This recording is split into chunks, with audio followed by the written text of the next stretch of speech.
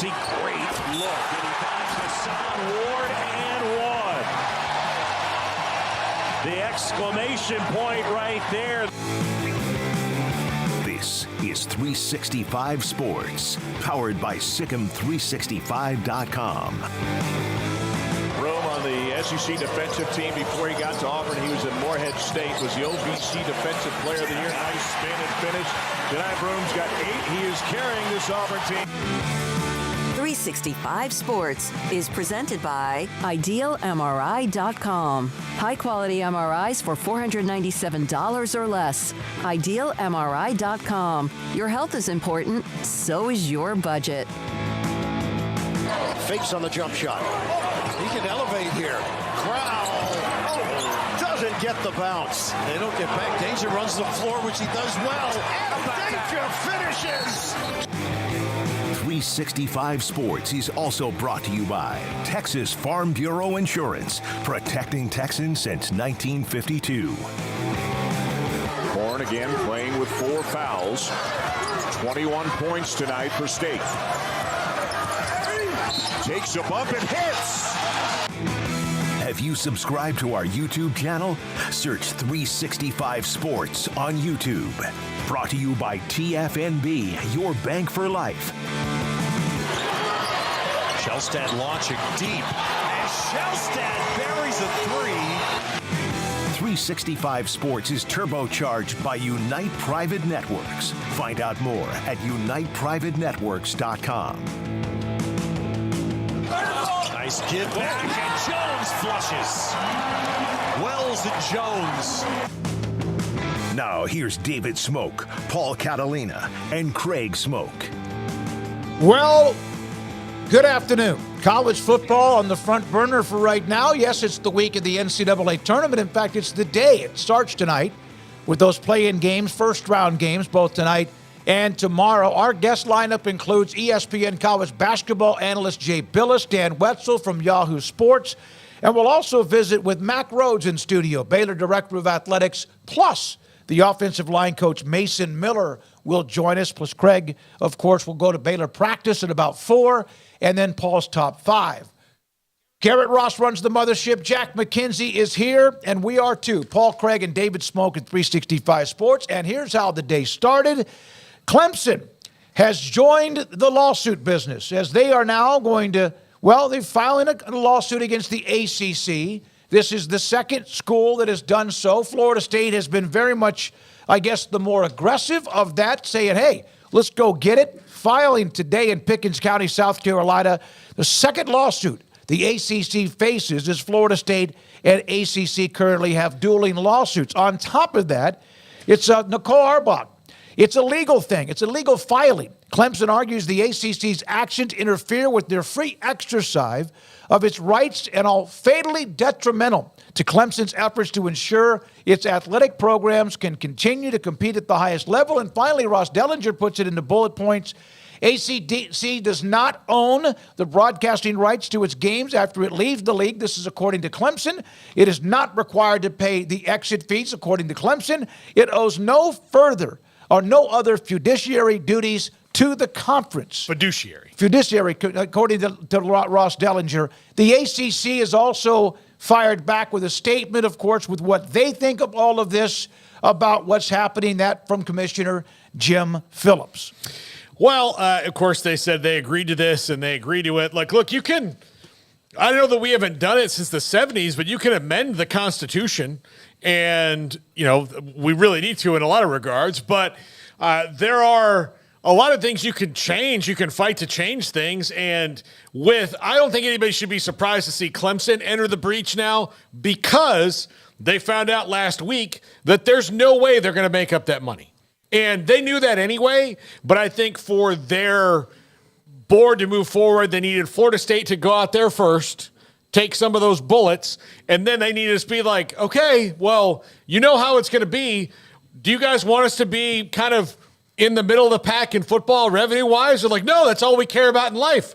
So there they go, out into it. And one of the things the ACC has working against it when it comes to this trial and the contract they agreed to is every other conference in the country, their TV deals are going to be up before the ACC's. So if Clemson and Florida State go into new leagues, even if they take partial shares, they'll be able to raise their money before then if they get out. And so there's really no, other than they agreed to this in 2013 and 2016, that's what they have to stand on, which I know is tough. But this is just more negotiating on the part of Clemson and Florida State, of which we'll eventually see a settlement down the line somewhere. Yeah, they agreed to it. I mean, that's the thing. And so that's the fight now the ACC has on its hands. Well, y'all agreed to this, and they obviously feel like we agreed to this, but it's not exactly what it was portrayed to be initially, is the argument. And so now, yeah, they're at a spot where it's either stick it out and start making less and less money than the teams they feel they're on par with, or you find your way to get on the big cruise ship with the ACC or with the SEC or the Big Ten and go float off into the night with all your riches and compete with those teams you feel you should be competing with. So, yeah, I mean, either way, it's a very important conclusion and important story and important outcome that we're going to see here, hopefully sooner rather than later, because I don't think anybody, to Paul's point, wants this dragged out in the courts for years. I mean, Florida State has a sense of urgency. Clemson has a sense of urgency. The ACC, not so much. They can kind of long play this and drag this out as best they can. They don't need to feel like they're in a rush, but I think there's got to be a sense of urgency for them as well of like, hey, you better win this or else the whole house of cards comes crumbling down. And next thing you know, you're the one getting poached, not just losing prominent members, but probably cratering entirely. So, yeah, I mean, this was to be expected at some point that we'd have another chapter in this back and forth with the ACC and the schools looking to depart. So now, yeah, Florida State's got a friend by their side who's looking for the same thing that they are, and we'll see if there's another school or two that will join the fight as well at some point. But I think like this will eventually get settled like Paul seems to think, and I guess a lot of people seem to think that we're not going to watch this get dragged out and out and out. There's too much at stake for that to really be the case. But yeah, it's fascinating. I mean, here we are, and it's anybody's best guess as to what the courts eventually rule or how the settlement comes about. But this was not entirely unexpected, and so a big next move in the whole ongoing saga. I did record the Jay Bilas segment earlier today, and I did ask him about college basketball's growth or some of the, I guess, future opportunities or options or what we hear. Greg Sankey, the Clemson lawsuit. Ross Dellinger just put this out. Clemson contends the ACC's exit fee of $140 million is absurdly high compared to other conferences, and goes on to list the other exit fees. The Big Ten, $0. The Big 12, an amount equal in revenues distributed to departing members for the final 2 years of its membership. Remember, that's about $80 million or so, depending on what Texas and Oklahoma, I think, both ended up doing $100 million. And the SEC, $30 million if 2 years notice, $40 million if less than 2 years provided, and then $45 million if no notice is provided. I'd never seen what the SEC or the Big Ten lower than I thought, and so Clemson going on to say that also today. And so here we go. 2 now. Florida State was kind of on an island. Now they're on the same island with Clemson. Yeah, and that'll rage the debates the debates will rage over where the landing spots are and all of that. But there's still a little bit of a ways to go before we get to that point. I mean, there's this to deal with, and then let the speculation begin as to what the finals of this saga would look like. What that means as far as where members are and everything. But I'd say I'm not a contractual guy by any means, but the difference is you've got a lot of years left on your contract. That's the reason why the number's so high, is because you've got like a decade left on that bad boy. Texas and Oklahoma had, a year or 2 at most that they were getting out early from? I think it was probably when 21, it would have been 2 or 3 years. Yeah, but I mean, we're not talking like 10 years still left on the deal. So that's part of the reason as to why I would imagine that number is so high. Ross also mentioned that Clemson made it very clear that they're not giving notice, because we know what a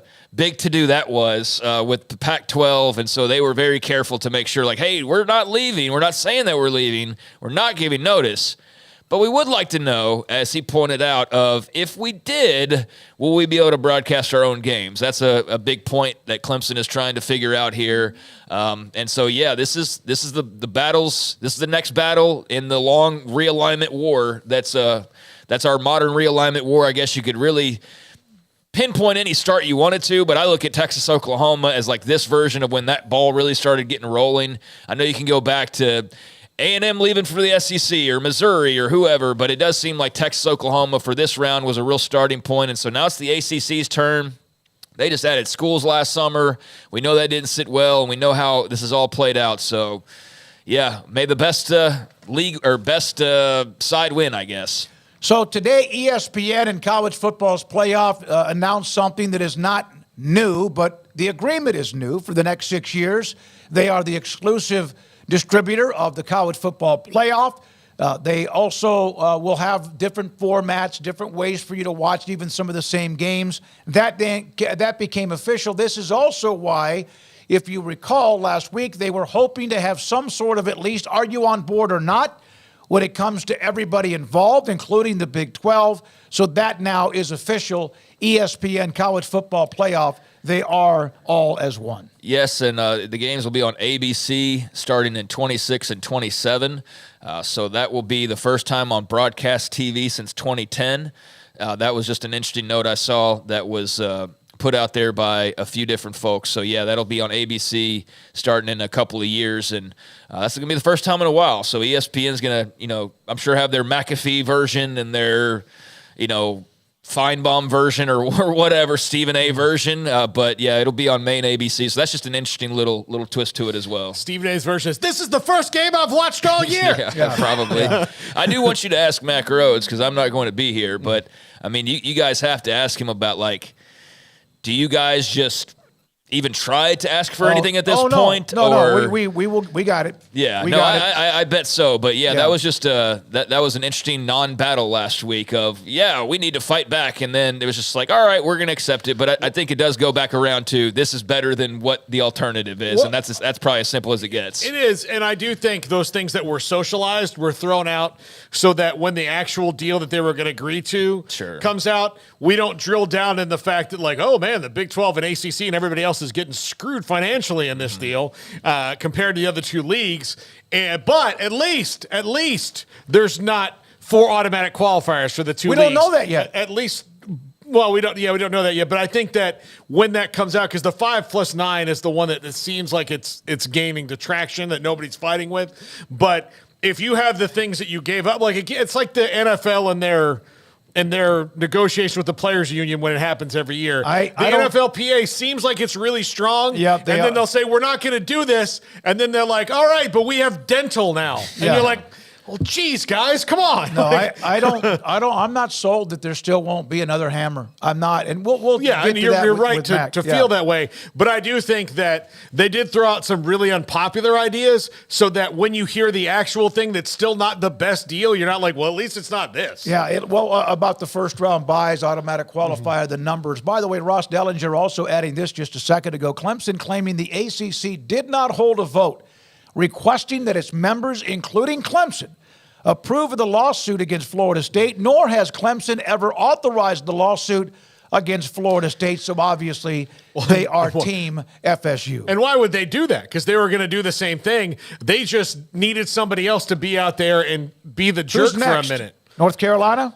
Miami? They've got their little NC State issue that they have to deal with. I don't think it's as big of a deal as it, but they still have to because they very publicly have now bonded with NC State and said this, so they have to find a way to either walk that back or not, and just say, well, we're sorry, things have changed now that there's another team in this. Let's see how things go. I would think North Carolina is a strong candidate to be next. I would think Virginia's a candidate to be next, and I would think Miami's a candidate to be next.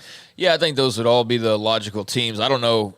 I simply don't know. Do you need anybody else to join the fray at this point? I mean, you've already got the two big names that are suing the conference. So is there a need for another school to go forth and do that as well? I mean, does that change things dramatically or not? Or can you kind of just sit back and watch now if you're a North Carolina or a Miami? I don't know that to be sure, But, yeah, if you were picking somebody to be that third lawsuit upcoming, it would be from that collection of schools that he just mentioned. All right, there's a couple of other things. And this, I want to ask you this. Big 12 Commissioner Brett Yormark being nominated for the Sports Business Journal's Sports Executive of the Year. Now, I would think if this would have been at this time last year, if this would have been in the fall or even back in the later part of last year, this would be 100% of most everybody in the Big 12 would probably, yes, you know, you get up that one, what is it, a GIF where everyone's clapping or whatever. I don't know what that would be like now. I think most everybody still really likes what he's done because he's done a lot for the Big 12. But all this stuff with the college football playoff, the revenue sharing, and also whatever happens with the playoff spots, slots, etc., he's kind of right now to me on the clock. Not whether he's successful or not, but want to see how he fights back, whatever it is, with what's going on with the playoff. I'll be curious to see what happens if the ACC does, in fact, implode to a level where it's not a conference anymore, if it goes the way of the Pac-12 because of this, or if just a few teams leave and they consolidate around that and try to build something that stays. I think, though, when you lose the brands that they're going to lose, it's going to be tough, which means that, you know, a Pitt, a Louisville, a Syracuse, a Georgia Tech, or a Duke would be very attractive to the Big 12 because those are, I mean, especially when it comes to basketball, that can build his basketball super league that he dreams of. If he can do that and then solidify football around the fact that they're going to have so much advantage in basketball, then, yeah, I think that people will still feel good about him, but he's going to have to find a way to thread the needle and be glad that the Big 12 is together now and doesn't have this problem that Clemson and Florida State are out there. And look, when I had Dennis Dodd on last week, he said that he thinks that the Big 12 isn't out of the realm of possibility for Florida State and Clemson in that, you know, if the Big Ten and SEC just aren't hot for them right now, then what else do they have to do? Because they can't get out of this thing and then not go somewhere else. But I think that will be seen once they're out. I don't believe for a second that they would not have landing spots. I don't believe that for a solitary second. That's got to be something that you just got to say for the time being, because there's no chance in hell that the Big Ten and the SEC would pass on Florida State, both, or a Clemson, or a North Carolina. So, I mean, that's nice thinking, and I totally get that. Like, if somehow that were to happen, then sure, the Big 12 would be there with open arms. Like, here's your landing spot. Please land here. I just think it's far more realistic that it would be the Louisvilles and those types of schools versus the big brands at this point. And that would still be okay. I mean, there's schools in that league that would certainly add value, that would juice up basketball even further, even add a bit of sizzle in football as well. To what extent you'd add however many teams. I mean, that's so far down the road. And then again, it's like probably 6 months from now. I mean, maybe even sooner, but based on the way things are going. It felt so far down the road not that long ago, and here we are. So I just think you have to be prepared for every scenario. If you're Yormark and company, that's what your job is to be ready to act in the Big 12's best interest. I think he's done that for the most part. I do think the only reason why I say the most part is because we don't have all the details on the playoff negotiations and exactly how that was settled upon. You know, how much did he fight for and how much did he not end up with? But yeah, there's more work to be done. Sure, I don't think we can claim it's just a massive success, but I do think he did enough in this first year, enough of a chaos generator and kind of disruption to the system that, you know, ultimately worked out in his favor with the Pac-12 dissolving and getting what they clearly said they wanted all along, which was those four corner schools. I mean, yeah, you have to give him credit for that, among others. And so I can see where he gets that nod. But his most important work is certainly still to come, because this thing is hovering on the edge of a cliff right now, and you don't quite know, like, if you're just taking a short fall or if you're going all the way off that baby, depending on, you know, what part or what seat you're sitting in right now. I agree. Houston released a couple of things yesterday, a couple of games they're going to play, and two of them are on Friday. They're going to play on Friday, October 4th at TCU, and Friday, November 15th at Arizona. You know, there's been Friday games. This is not new. Baylor's played on Friday that we know of, and other teams have too. And there's even games that have been on Thursday too. That has kind of a popular spot. But Houston releasing that two of their games on the road at TCU and Arizona are on Fridays. And I know that, you know, you see this, and the first thing you might see around the state of Texas is high school coaches and what they think of it, because that's kind of been a little bit of what is elephant in the room or 800-pound gorilla, but they have 2 games they'll play Friday nights on the road. Your Mark even mentioned there would be Friday broadcast within the Big 12. The last people, even after the fans, because fans will watch a game if their team's on, they'll rework their schedule. That they really care about when making these decisions is unfortunately high school football coaches, because they're not going to like it, especially in the cities where those schools exist. So if you're a Houston high school football coach and you want your people out there, and you've got a lot of people like, I'm going to stay home for this one. Yeah, I still think though that most high school football attendance is more tied to the kids on the team or your history with that high school than it is just random people going out to see a game on a Friday night. So I don't think it affects it all that much, but it does suck for them because it could take 100 more people out of a building because they've decided to watch that game instead of the high school game that night. Yeah, I think it's a bit overblown as far as being a problem. I do. And I think the alternative is if you're Arizona or you're Houston here in this case, you say, all right, well, the Texas high school coaches don't want us playing on this Friday, so we'll get out of this ESPN broadcast so that we can be on ESPN Plus on a Saturday so we don't interfere with your 4A football. I mean, come on. What are we talking about here, right? So, yeah, Houston's got to do what's best for Houston, and Big 12 schools, Big 10 schools will be on Friday. Who else is on Friday?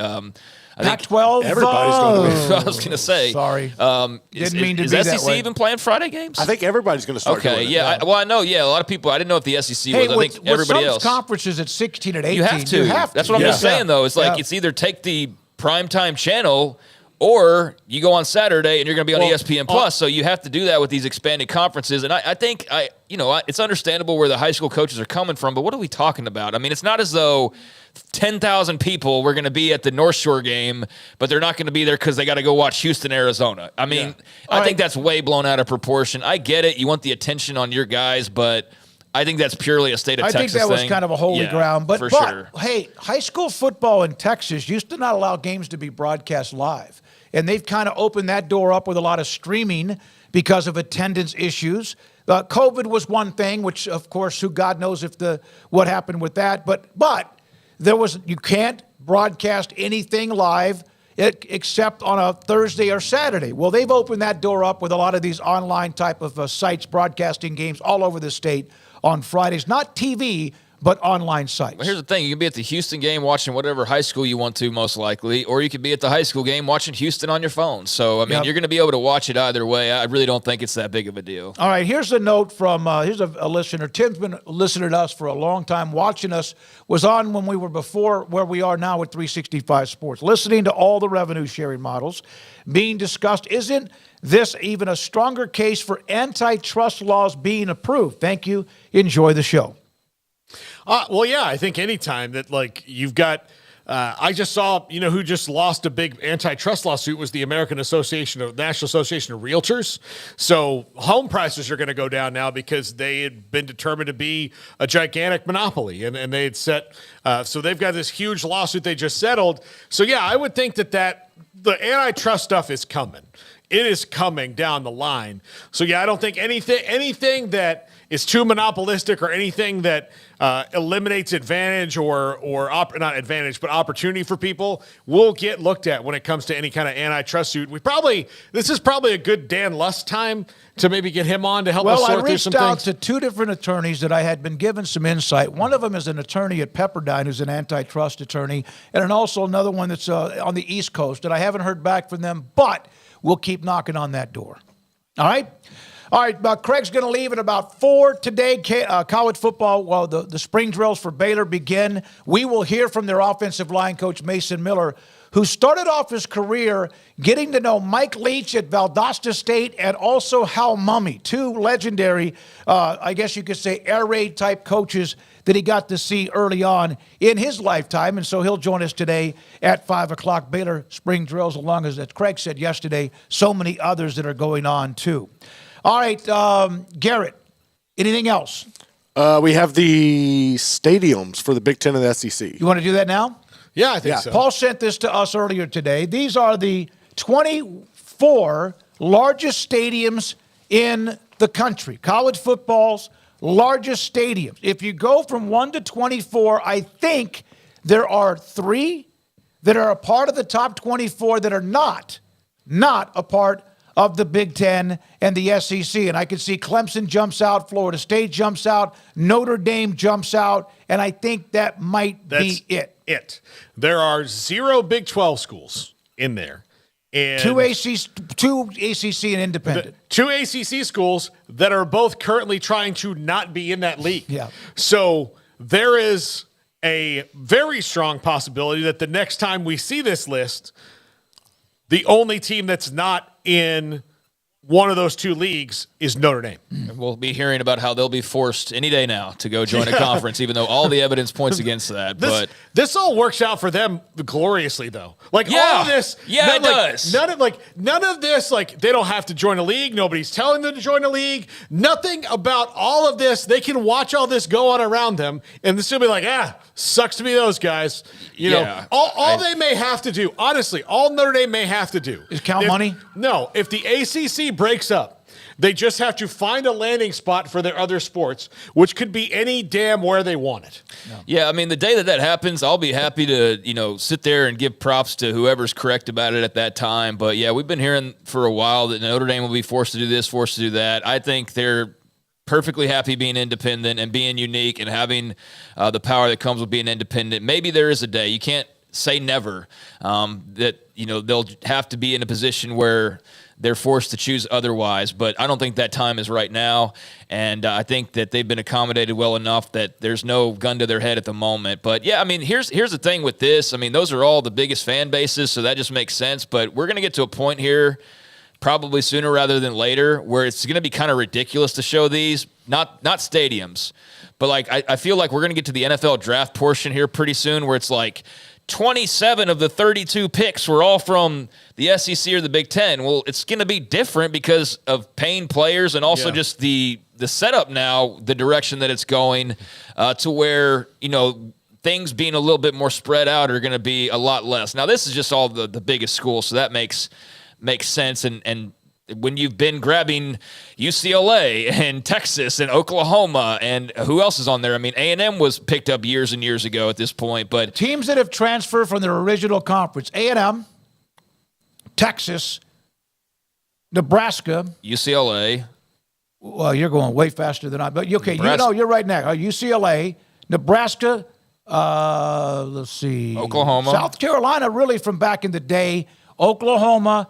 And now Washington, also a part of that too, and USC. Arkansas was one of the originals. Yeah, so I mean, it's like here pretty soon it's going to be the conference with the most this and the most that. It's going to be one of those two is what my point is, because you've gone and grabbed the torchbearers for the other leagues, basically. It's like the Big Ten's now got how many extra Heisman because of USC, right? How many extra Heisman for the SEC at this point? What are they getting, 8 new Heisman Trophy winners that they can technically claim, right, with Texas and Oklahoma. Yeah, so, it's kind of that's damned if you do, damned if you don't. Right, but I get it, yeah. Yeah, so I just think that's just more of a sign that, those are all the biggest schools, and they're all basically joining 2 leagues, and that's what it's going to look like because, pop that back up. What would that look like? I guess I kind of went over that. There'd be a couple of Pac-12 schools, there'd be a couple Big 12 schools, but and then Florida State clearly is trying to move. So the only one that's going to be a holdout, Clemson, is going to be Notre Dame until that day comes where they're finally forced to do something. And now you know why the other conferences wanted who they got. Yeah, because of the people who are on that list of the top 24 biggest capacities, largest capacities in college football. Yeah, so you just added UCLA in there, you just added USC in there, you just added Washington in there, so on and so forth. So, that's what a lot of those lists are going to look like nowadays. When you talk about the most this or the most that, the top 25, it's going to be when you've expanded now to over 30 schools between the two, and you've gone and grabbed the biggest brands. You're going to see a lot of those 2 logos with every single one of those kind of topics. All right. I need to bring up something I just saw on Twitter. That's a good point about the FSU and Clemson's lawsuits and the ACC's lawsuit against Florida State. So Clemson released the statement that they did not support a lawsuit against Florida State, nor did they have a member vote. No, I just said that. Yes. Okay. But we drilled down in, of course, Clemson didn't oppose it because they were going to do the same thing. I think the more important issue in that is they didn't have a member vote to it. That's how I read it. So Yeah. they may have violated their own bylaws by doing that. By suing somebody without the Somebody without the consent of that. So expect to see that pop out from both Florida State and Clemson here in the coming days of, hey, nobody voted on this for you to sue us. So you either have to do that, and they already know they're going to have 2 votes against. And the reason that they don't want to have a vote is because they don't want to see who actually would also sue them. Well, our good friend Matt Baker said the ones that he knows approved of the ACC's lawsuit: Miami, Pittsburgh, Louisville, Georgia Tech, and incoming SMU. SMU and Florida State play in Dallas, of course, this year. And SMU obviously is against any kind of changes because they want this thing to survive. They just fought so hard to get where they were. They're on the phone right back. now. How much would it cost to get us in the SEC? How much? Put that list if you don't. I know you nuke those things. Like it's like one of those Snapchats. It just disappears quickly. How many of those stadiums, if you added the 32 NFL teams, how many of the 32 NFL teams would make that list? I don't know if it's 5 or if it's 2. Would make that list to bump above 70,000. I'll just tell you right now. I'm definitely not Googling this right now as you say that. I'm going off the top of my head entirely. Cowboys at AT&T, they can put in like 100 because of all the Look, I've never paid much attention to NFL stadium sizes. I haven't either. I really It doesn't haven't. matter. I think that's one of those uniquely college football things that, like, it's one of those just pieces of the sport that we pay closer attention to. How many, Paul? The largest, and look, they can be expanded out to 100,000, the newer stadiums, but the largest 3 are MetLife at 82.5, Lambeau at 81.4, and AT&T at 80. See, that's amazing. So that's all top 15. That is the love, the tradition, the passion, the fan bases, and all of that of those schools. That 3 NFL teams, stadiums, would bump themselves into that list of the top 24. All right. Well, into the top 15. Yeah. Because he only went like... No, that's right. Yeah, You're he right. only went a little bit Most of them are ways. about 70, Yeah. they're between about 60,000 and 75 is the normal, MetLife, New Jersey, Lambeau, of course, in Green Bay, Wisconsin, and the Cowboys, AT&T in Arlington. Dan Wetzel's around the corner with us today, a busy schedule. Jay Bilas will join us today, among much, much more. Garrett Ross runs the mothership. If you haven't, if you don't mind, please hit the like and subscribe button. If you haven't subscribed to 365 Sports on YouTube, we'd appreciate it. Tell a friend, pass it along. We appreciate that. And also tonight at 10:30, 365 Sports Tonight, the replay with 4 segments, whether it's conversation or guest, that will be at 10:30 tonight on the local CW. This is 365 Sports. Stonewood Dental, Dr. Steve Childress is my dentist, and thank goodness I got to get to know him. In fact, I did the year of COVID when a lot of the changes. He had been trying to reach out to me and discuss some things he would like to do with what we did. He's always been a sponsor of the show in different ways, high school football. But he and I finally sat down. I visited with him, and we got a game plan together for my dental work because it's not that any dentist that I had before wasn't doing their job. It's just that I never really had a game plan. And he gave me a game plan. And we did it right there during the middle of COVID. From many things that he told me, he predicted to me, this tooth is going to have to come out. You're going to lose that tooth. You got to be careful with your front bridge. We need to clean this up. And over the last, 4 years, a lot of that's done. Still work to do because your dental work is always something to work on every single day of your life. Dr. Steve Childress and his great staff. He's not the only dentist. There are others, dental hygienists, and so many others that will help you with simple things like teeth cleaning to what also might be very traumatic, like a root canal, a tooth being pulled, or crowns, and much more. He is phenomenal. He makes me proud of where I am now compared to where I used to kind of be gun-shy about my dental work or having to even go back to the dentist. Dr. Steve Childress and Stonewood Dental in Robinson, Texas. Cars priced right, day and night. Average your car in Texas. Trucks built for you, red, white, and blue. Average your car in Texas. Cars that zoom with lots of room. Average your car in Texas. Count on us, a dealer to trust. Average your car in Waco, Texas. Let the journey to financial brilliance begin with Genco's limited time offers. Max your earnings with a Kasasa cash account and get paid monthly with a 4.25 APY. That's $425 annually.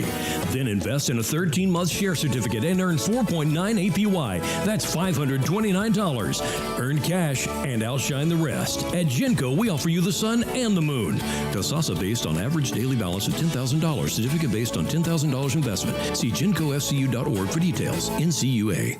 Waco Regional Tennis and Fitness on Lakeshore Drive is a premier elite life-changing experience where you can change your mind, body, and soul. Offering over 50 group exercise classes every week, including boot camp, bar, silver sneakers, and 10 cycling classes with morning and evening classes available. New state-of-the-art bikes that allow you to compete against yourself with a screen monitoring your speed, miles, resistance, and power. Personal training with Christy London, Randall Corley, Alex Botch, and Nathan Roach, where you will be encouraged and motivated to grow, losing inches in weight the right way. There's a kids club included with your membership, plus sauna and tanning bed. 16 tennis courts, plus a beautiful stadium court, and longtime youth tennis pro Britt Coleman and assistant junior pro Kenna.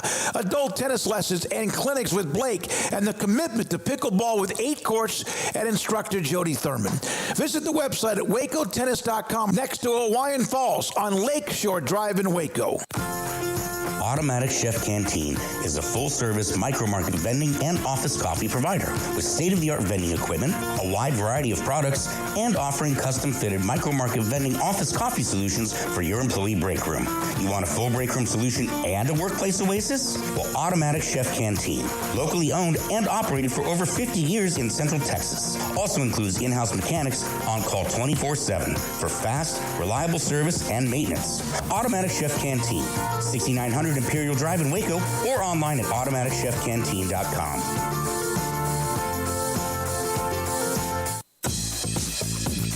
Baylor Scott & White Southwest Sports Medicine and Orthopedics, the team physicians for Baylor Athletics, diagnosing and treating all sports-related injuries, including concussions. These specialists also provide orthopedic services for athletes and non-athletes alike, whether it's knee or shoulder pain, a wrist injury, orthopedic spine care, and even an arthritis and total joint clinic. Trust the doctors Baylor Athletics trust. Baylor Scott & White Southwest Sports Medicine and Orthopedics wants to get you back in the game.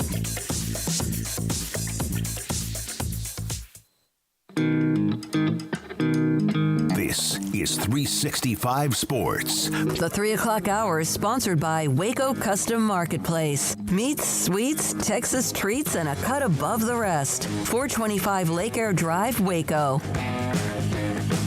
Dan Wetzel, Yahoo Sports, joins us on 365 Sports. Mack Rhoades, Baylor Director of Athletics, just around the corner. And Jay Bilas is up next to start the 4 o'clock hour. Dan, thank you very much. And just pick a day, any day. Glad we have you on today or any day. But Clemson sues the ACC and the merry-go-round continues. Yeah, not good if you were hoping for some calm seas in college athletics. We now have the ACC with its 2 most prominent programs. North Carolina might get angry at that, or Duke or something, but certainly football-wise, trying actively to get out through litigation. I don't know whether this will work or not. I read the complaint. It's who knows? I mean, I can't really handicap it, but they want out of the grant of rights. They want to have the ability. Basically, they want a court to say that if they get out of the ACC, if they leave the ACC, they get their television rights back, and that would obviously open up the possibility that another league would offer them a spot. So any destabilization for the ACC is not, I don't think, a good thing for the overall health of college athletics. I understand this is business. I understand there's a lot of money at stake. I understand the interest of certain fan bases and schools to do what they want. My own selfish interests are, I liked it when there was a Pac-12. I liked it when, there were different leagues.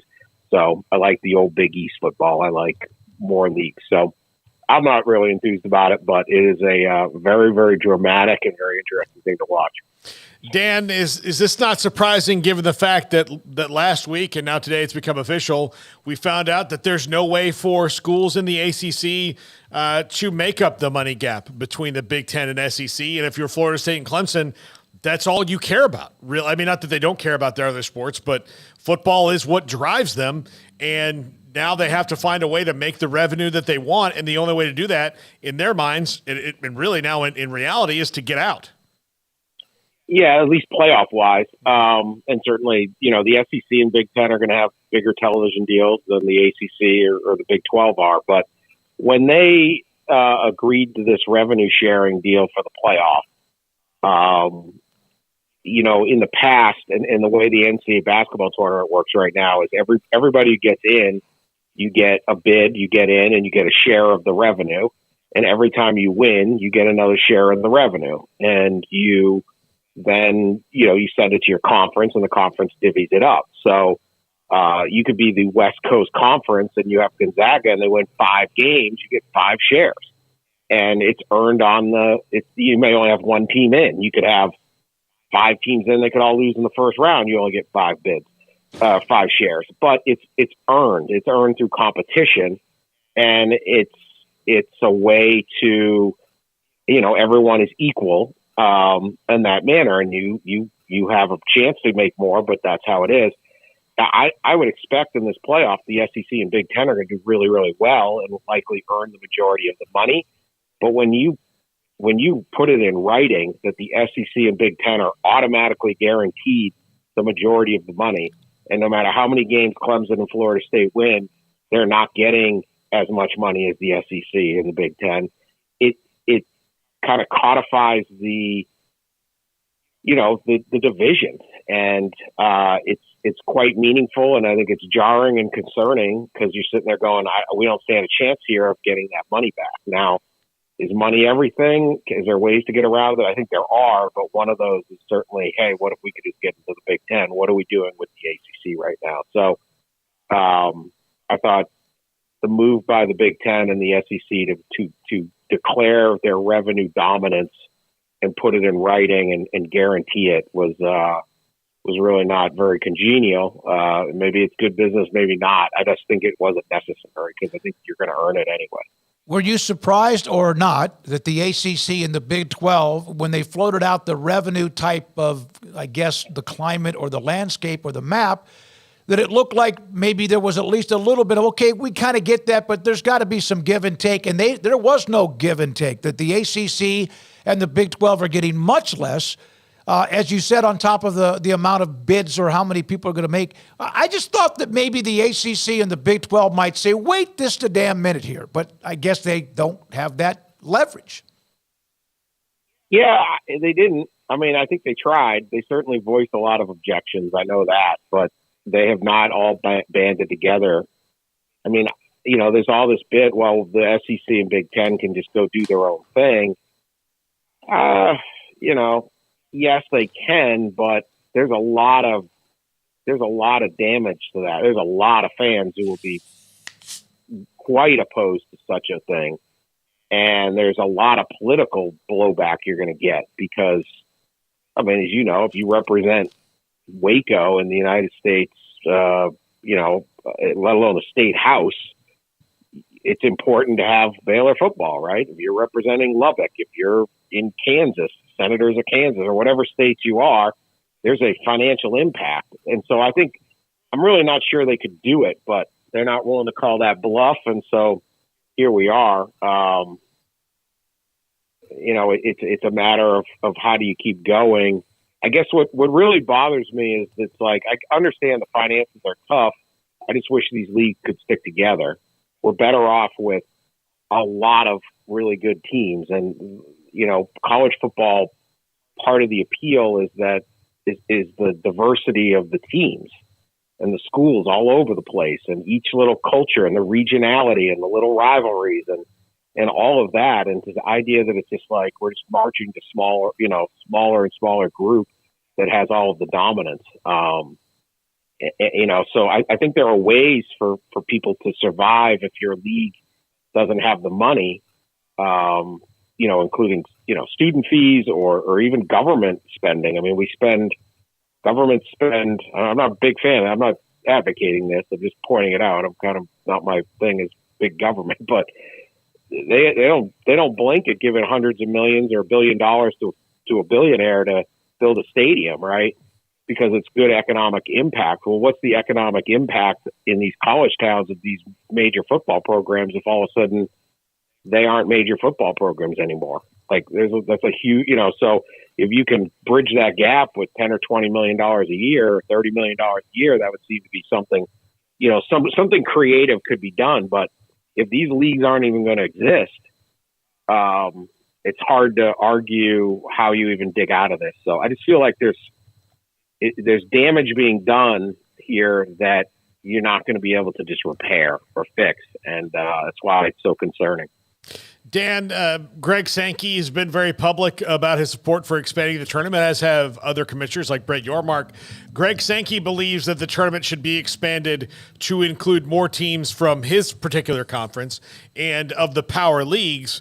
But aren't they messing with something that's already really good that everybody really likes? And I don't think anybody wants to see, an Oklahoma team that wasn't good enough to get in the field of 68 be in a field of 76 when teams like Indiana State and St. John's are out there that had more legitimate claims to it than they did.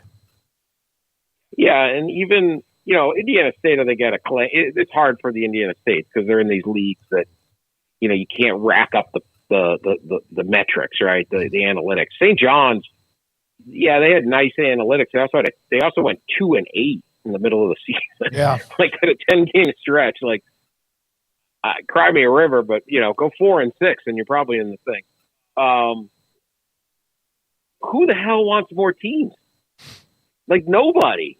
Like this thing is nearly perfect. I'm not even sure anyone wants tonight's games or Wednesday night's games. Like we might want 4 less teams, 4 fewer teams, but nobody's asking for more teams, and nobody wants it. It's the system. It's a great event, and it's a great event for 2 reasons. One is it's inclusive, in which the team from the Southland and the Sun Belt and the Mid-American and the Metro Atlantic and Wagner is in this thing. St. Peter's is back, right?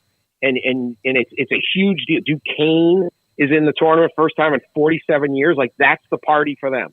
They just made it, first time in 47 years. And you see these watch parties, and a school like St. Peter's is back, and we want to include those schools because St. Peter's beat Kentucky and Purdue a couple years ago, went all the way to Elite Eight. You don't know in basketball, right? So it's great because we get all these schools from all over the place. Abilene Christian, right? School that how does America know about Abilene Christian? Well, there they were, right? Otherwise, you wouldn't even. They don't know. Most of America doesn't know there's an Abilene or a school there. So it's these great moments, but it's also exclusive. It's not so easy to get in. You got to do something. You can't go 2-8 in the middle of the season and just cruise into this event because we got 84 bids, 80 bids, and the thing goes on longer. So I hate to be like all negative on everything that's coming up, but it's like, who is asking for this other than coaches and athletic directors of certain schools that didn't get a bonus because they didn't make the NCAA basketball? Like, I just don't know anybody that's like, I get some Oklahoma fans or whatever, but can you really look in the mirror and be like, we were a great team this year, we deserved it? Or is anyone else going to sit around and go, boy, I wish we had more 16 and 12 teams from major conferences in this thing? Like, no, you're going to watch on Thursday and Friday and love it for what it is. And so when you hear these commissioners, talking about that, it troubles. I'm not sure you really appreciate what makes this event so great. Dan, speaking of that, I think by the time they tip off this evening, all the others are, well, how come we're not in it? That just dissolves. They are eliminated and probably evaporated, and the conversation becomes the greatness of what the early rounds or first week of the tournament is all about. Do you think that Greg Sankey, when he says he cares about the ecosystem of college athletics, that he actually does? I have for a long time. I really have been a believer in Greg Sankey. He spent his entire career in college athletics. He's a policy guy. He sits on all the committees. He does more than he should. But, as of late, a lot of these decisions or the things he talks about kind of go against that, right? Mm-hmm. I'm a little more wary of people who come in from outside of college athletics. And you say, well, do you really care what this is going to look like in 10 years? Or are you trying to say, hey, I did this, this, and this, and now I'm leaving because I want to be a professional commissioner or I want to run an actual team or something like that. I'm not saying any of his decisions were wrong or motivated by anything else, but we had a Big Ten commissioner in Kevin Warren who came in, was a complete disruptor for 3 years and then left to run the Chicago Bears. Does he care what is left behind? A lot of us sit around and go, well, this is my thing. I love, me personally, I know you guys too, we love college athletics.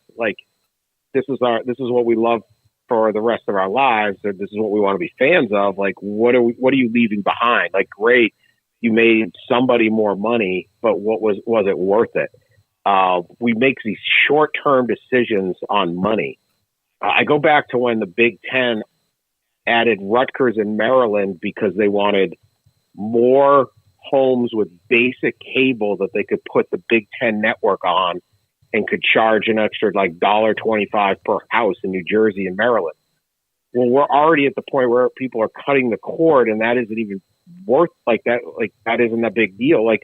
So we blew up the Big East and rattled the ACC so the Big Ten could make 10 years of basic cable. Imagine 10. You think 10 years from now we may not be able to explain what basic cable was, right? But I'm still going to want to watch football. I still care about college athletics, and I'm well, great.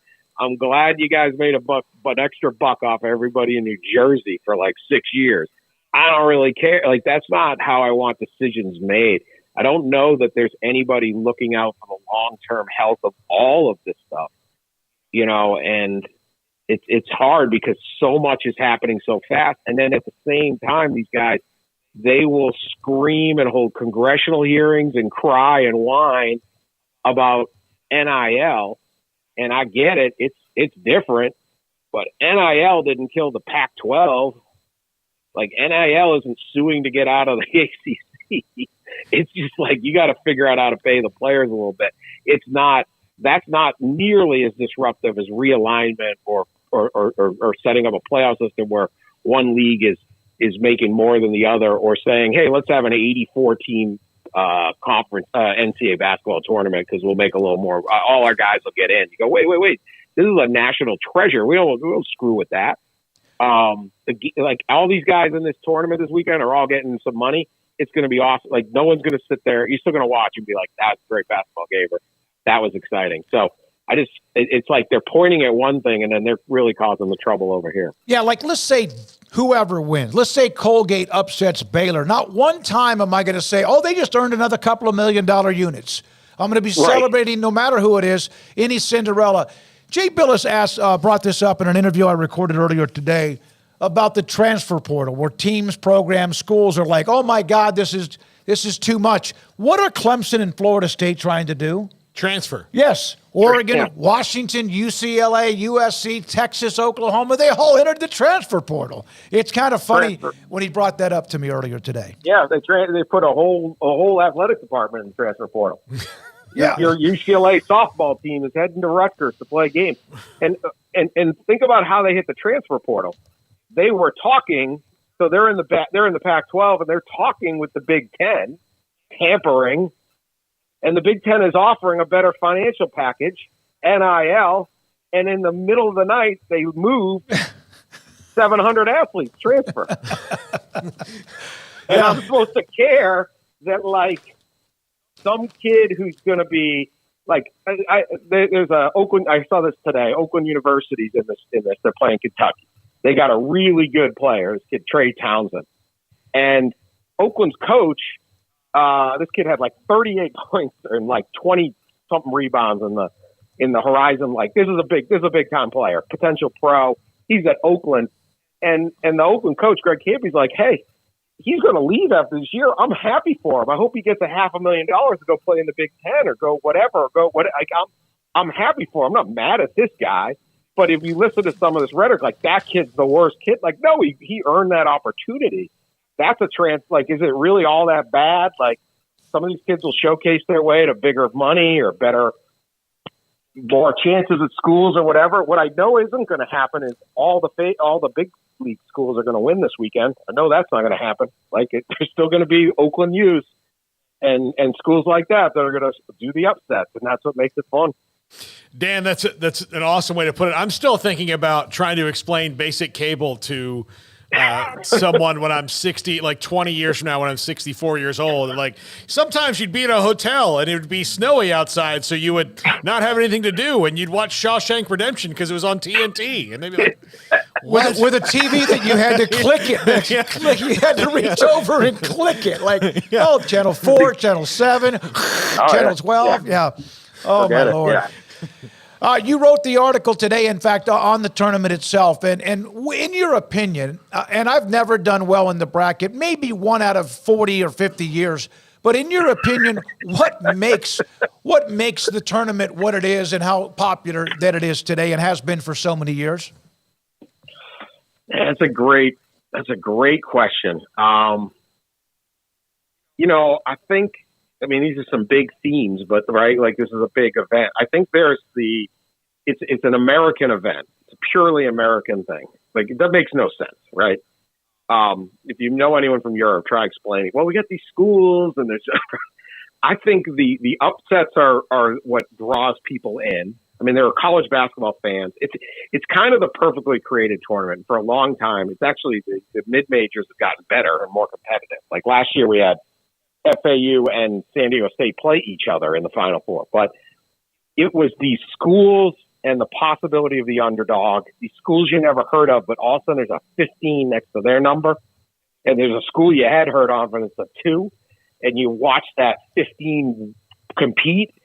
It's just you don't have to know where St. Peter's is, right? You don't have to know anything about them. You're just excited for these kids, and these guys become these heroes overnight. It's very intoxicating. And then by the end, generally speaking, it's Kansas versus Duke for the title, or, it's the big guys sorted out. So it's completely unpredictable. Eventually, almost wherever you went to school gets in. That's another appeal. Vermont is in this thing for the third straight year, right? It doesn't make any sense for Vermont to be any good at college basketball. And they probably really aren't, but they're in it, So it's just these schools pop up, and I just think all of that is it. But then at the end of the day, you also get to watch these incredible teams and stars, and you get legendary performances through the years, and you look back. Oh man, Steph Curry was once the underdog, right? Davidson's a perfect example, and then why Davidson almost won? Because they had Steph Curry. You look back and you're like, what an upset, Davidson. No. If you had Steph Curry, you're probably going to win a basketball game. But we didn't know that at the time. So just all of it, and it's just kind of the song at the end. They just done an incredible job with it. Yep, absolutely. I watched Greg Oden. Who else was on that team? That Ohio State team is Greg Oden, Conley Jr. He was an NBA player. Michael Conley. Michael Conley Jr. They were best friends, and they grew up in Indianapolis. They went to Ohio State. And after the game, I remember they lost, but they stood there and watched one shining moment to see if they would be on it in the locker room, because they were like, we waited our whole life to get on this show. And Oden was about to be the number 1 pick, and Conley was like a lottery pick. And at that moment, they didn't care. They just wanted to see themselves in one shining moment, right? That was part of their life, was I can't wait till we get on one shining moment. So the game is over. They've lost. They're crushed, but they want to see the show. That's a really powerful thing that I don't think there's any other. At the end of the Super Bowl, no one cares. There's no song montage, right? It's just all of it that's put together. Even if it's just a glimmer. Greg Oden, Mike Conley, DeQuan Cook, and Othello Hunter all played eventually in the NBA for a little bit. Those are 4 guys on that team, despite the shocking loss and gut-wrenching loss. And here they are, like kids looking up. Huddled around a TV in their locker room. I remember it. Yep. They were like, I want to watch this. And they stopped talking to the media or doing anything. They all stood there and watched their one shining moment. Dan, as always, great stuff. Today's news with Clemson, and who knows what might be by the end of the week, and also the start of the tournament tonight. Thank you so much for your time whenever we can get it. We appreciate you.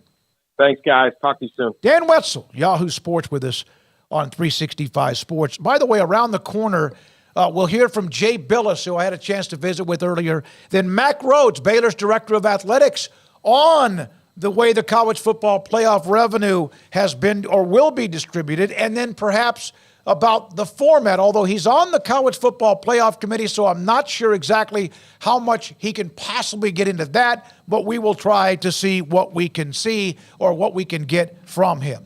This is 365 Sports.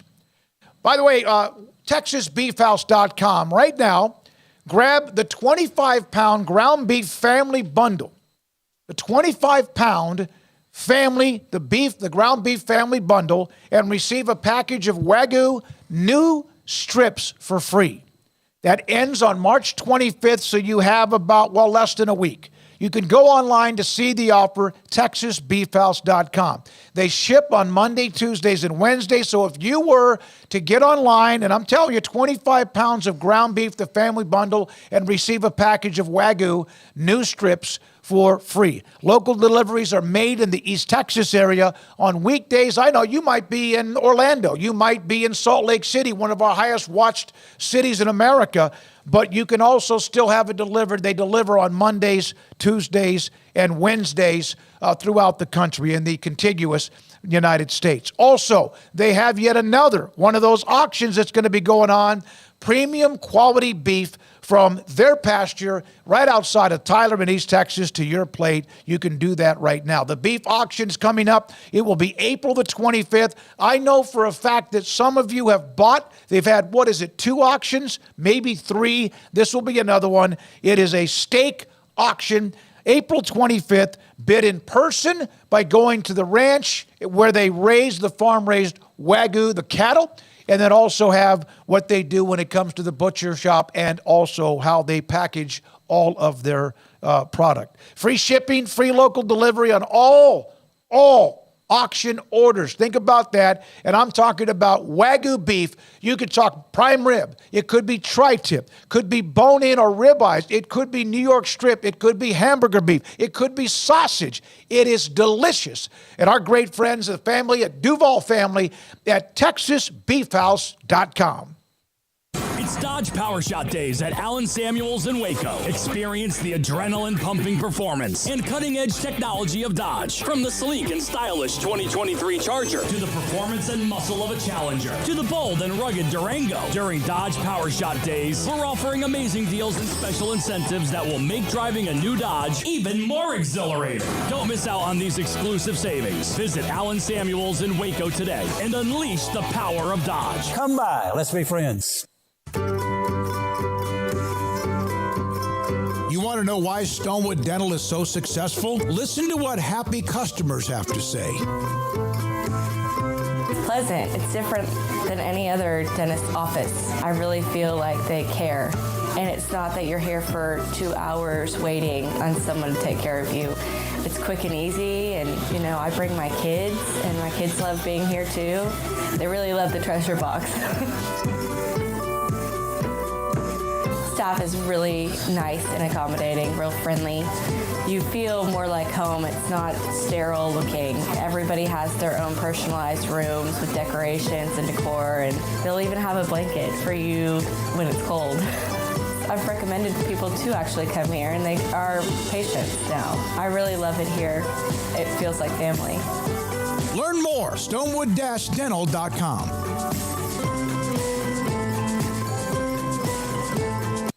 At Ideal MRI, we feel blessed to be part of the Waco community. We're a small family business here in Central Texas. At times like this, the cost of healthcare has never been more important. And unfortunately, significant illnesses and injuries still occur. And that's why Ideal MRI is open and here to serve you through this difficult time. So if you need an MRI, ask your doctor about Ideal MRI. You can schedule online in minutes at idealmri.com or call 833-IDEAL-MRI. TFNB Your Bank for Life is the official local bank of Baylor Athletics. Find out why more Central Texas are making TFNB their bank for life. Sign up for our Edge checking and savings accounts to earn interest or cash back. With 5 convenient locations and an award-winning mobile app, banking has never been easier. TFNB Your Bank for Life. Member FDIC. This is 365 Sports, powered by Sikkim365.com. The 4 o'clock hour is sponsored by Boozer's Jewelers, the wedding ring store, specializing in custom jewelry and repair, all in-house. Now here's David Smoak, Paul Catalina, and Craig Smoak.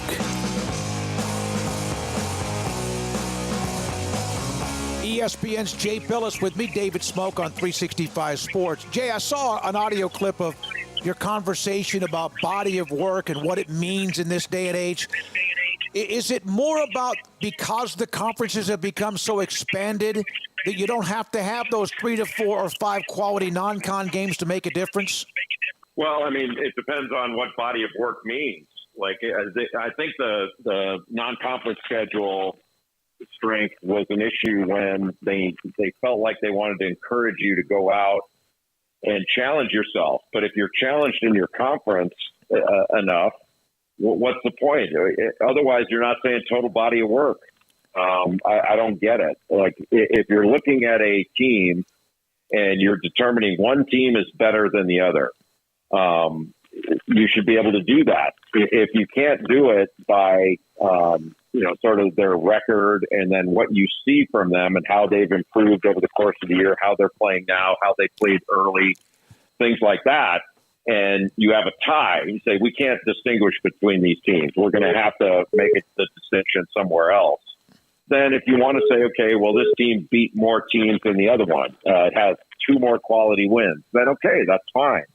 But if you can't look at the teams and say who's better, that's the way to do it. But, I happen to think Pittsburgh was better than 4 teams that were in the field firmly, not just bubble teams.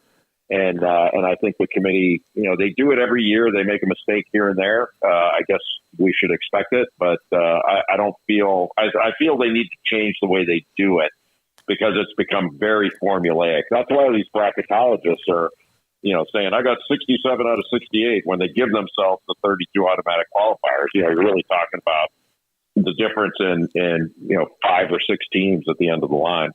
Can you see what's your thoughts about the tournament expansion discussion? Is that a good thing, bad thing? What's good about it or not so good about it? Well, it's not good or bad. It's just a question of what's best. And look, I think the field is big enough. We start getting down to 74 teams or whatever they're talking about, or 96. You're just throwing banana peels in the way of the best teams, and this is supposed to be a national championship event.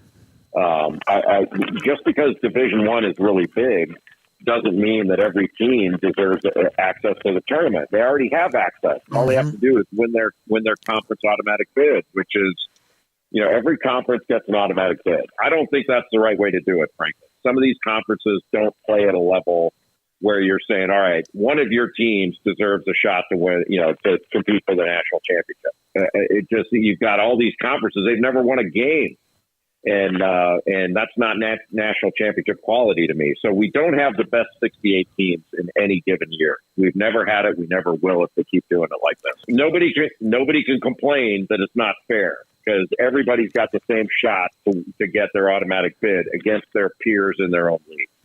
Greg Sankey continues to discuss how the power or autonomy schools should get more, and not so sure that the Cinderellas are always a great idea. Isn't what March Madness, even though it's going to end up being a 7 or 8 teams that probably played that last weekend with the exceptions, isn't March Madness greatness and excitement and all that about that first weekend and seeing the shocking upsets or not?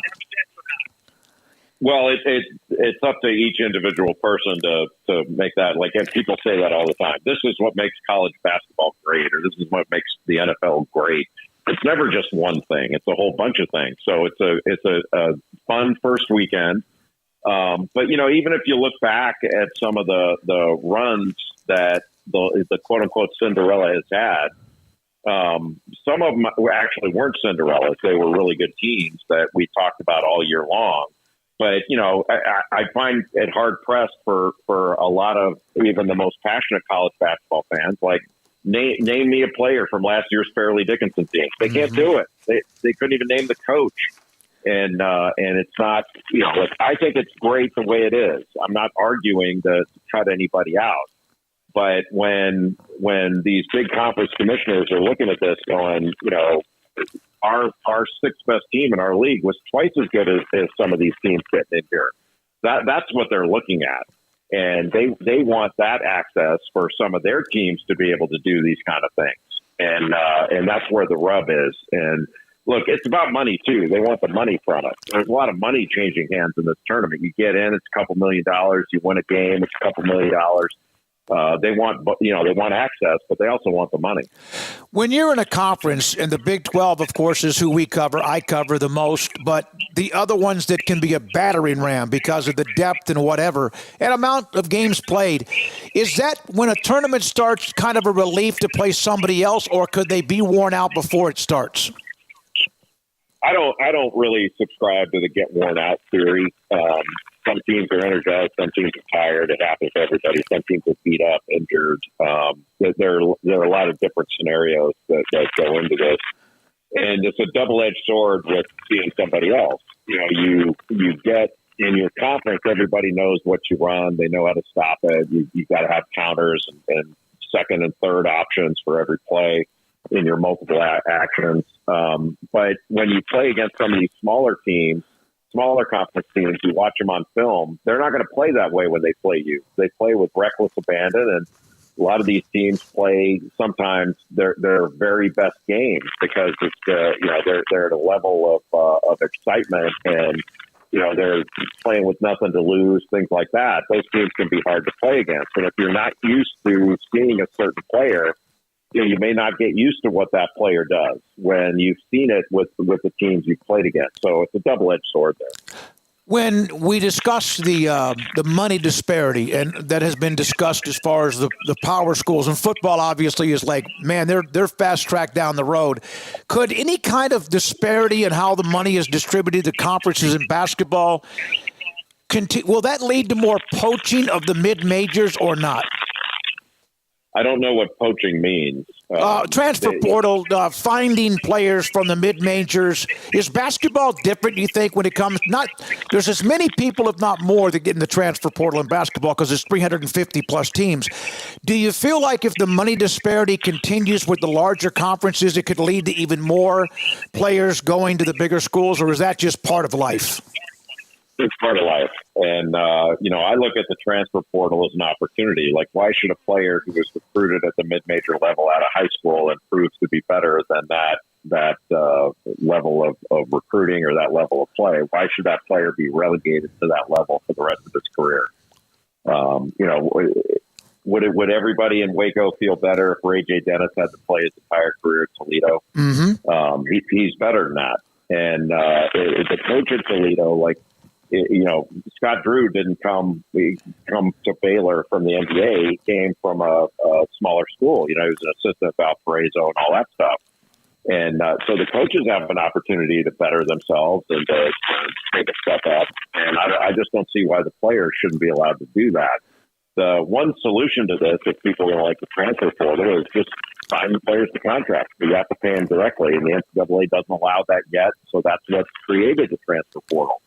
If the players had contracts, they would say if they wanted to stay at, take Ray J. Dennis. If Toledo signed him to a 4-year deal, he'd still be at Toledo. He could have said, no, I'll sign a 2-year deal with an option for the last 2. But after 2 years, if I want to transfer, I've got to be able to do that. Maybe they pay him a little bit less. Who knows? But it's just business, and I think that would make everything a lot easier. You have been outspoken about the NCAA in many, many ways. A lot of people have. Do you feel like what they're going through now with almost mass chaos, something that they deserve or earned because of their arrogance of who they were? Well, first of all, there is not chaos. Not one game has been canceled. Not one check has gone uncashed. Okay. This is going on just fine. There's no chaos here. Some people don't like it because it's different than what they had. But all of this is the NCAA put all these rules in. The transfer portal didn't appear out of space. They created it. So they knew what they were doing. And so, I mean, I get it that some coaches don't like it because it was a lot easier before. And they could say my way or the highway, and there was no highway. Now they say my way or the highway, and there's a highway. So I don't see this as being chaos. I see this as just being the natural consequence of the decisions the NCAA has made. But it's pretty clear that everything's headed in a direction that they don't want. They don't want to pay the players, but they're going to. I think some people in the system know it, but they're unprepared for it, mentally and otherwise. But they've got trains headed right at them as far as lawsuits are concerned, and they're going to lose a lot of money in these lawsuits coming up. The last lawsuit was about academic resources. The next ones are about money. And just like they lost the last one, they're going to lose all the cases coming up. Jay, today Clemson filed a lawsuit against the ACC about the grant of rights and all of that. We know what Florida State has done. What are your thoughts about where we're going with college football? Well, it's just college sports, period. Yeah. These schools want to make decisions. They don't want to be locked into a conference when there are better opportunities elsewhere. And so they're complaining about the transfer portal, but they want to leave where they are, which I find, completely laughable. But, we could see this is going to change even more going forward. And at some point where we have, one bigger division, we could have that. But one thing I know is that whatever has been done in college sports, people continue to consume it. Everybody at the NCAA said to start paying players, people are going to stop watching. And they didn't stop watching. Ratings are higher than ever. So I don't have any doubt that this is going to continue to go in a positive direction from interest to value. And right now, if you listen to people in private equity, they'll tell you that college sports is undervalued. So we're going to see this continue to go in a positive direction. Question for you. You mentioned Ray J. Baylor has like the sixth best, based on all the data, analytics, whatever, offense, but their defense has really just been shredded, like in nearly 300 ranking. What would you rather have, a higher ranked defense or a higher ranked offense if the other one was on the other spectrum? Yeah, well, I'd rather have both, but I'd rather be able to score. You're not going to pitch a shutout in the NCAA tournament. And I think their defense can improve. I know, Baylor's been playing a little bit more zone. That's been helpful at different times. And as these continue to get better, blocking shots and a force inside, that can help improve things. But if I had to choose between being able to score or just being able to stop people from scoring, I'd choose score any day. We're starting the tournament basically today. Is this Christmas for you in any way? Yeah, I love it. It's the national championship, so we're going to find out within 3 weeks, who the national champion is. And I tend to look at this tournament a little bit differently than some other people. They get their brackets out and they're interested in upsets and all that stuff. I want to know who the best teams are. This is how to identify the best teams. And Sweet 16 is great, but you remember who the national champion was. Jay Bilas, ESPN on 365 Sports. Appreciate Jay's time on a week like this when everything starts tonight in the NCAA tournament. All right, Pioneer Steel and Pipe. Just on the east side of I-35, Loop 340, Highway 6 in Waco. I'm looking at their website. I don't go on it very often. I know what it is, pioneerboys.com, but I was going to look at it. Man, there's a picture, an image. Build it with steel. Metal shops to beautiful barn dominiums. Any type of metal project you have, they are there to help you make it perfect with all the necessities, the product, whatever you would need. This is a beautiful home. It's got a pool in the back. It's got a huge area for you to have if you want a workshop, if it's on a large piece of land, or if it's just, by the way, a house in the neighborhood. What they can build with what they have with metal, steel, with pipe, and what they have inside of their now massive building on the east of, I guess you say, East Loop in Waco. Pioneer Steel and Pipe since 1943. Think about that. I do all the time. Anytime I'm about to talk about them, I go, okay, what am I going to discuss today besides all of what they have? And the first thing that always comes to my mind is the fact that they have been in business since 1943. Just think about that. 1943, with all of whatever has happened in the world, in this country, whatever has happened with the economy, and here they are. Bigger, better, faster, and stronger than ever before, but still with the same old-fashioned values of a handshake and wanting to make sure you don't come and buy what they have once.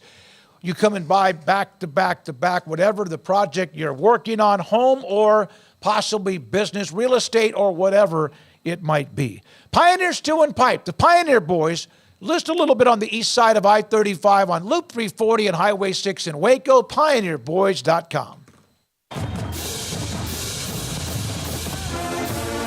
Looking to connect with Baylor alums in your area? Baylor alumni can help. Looking to host a watch party in your city? Baylor alumni can get you started. Want to step out in your community and serve with other alums? Baylor alumni is your connection with the university and each other. Let's get started. Learn how at baylor.edu/alumni.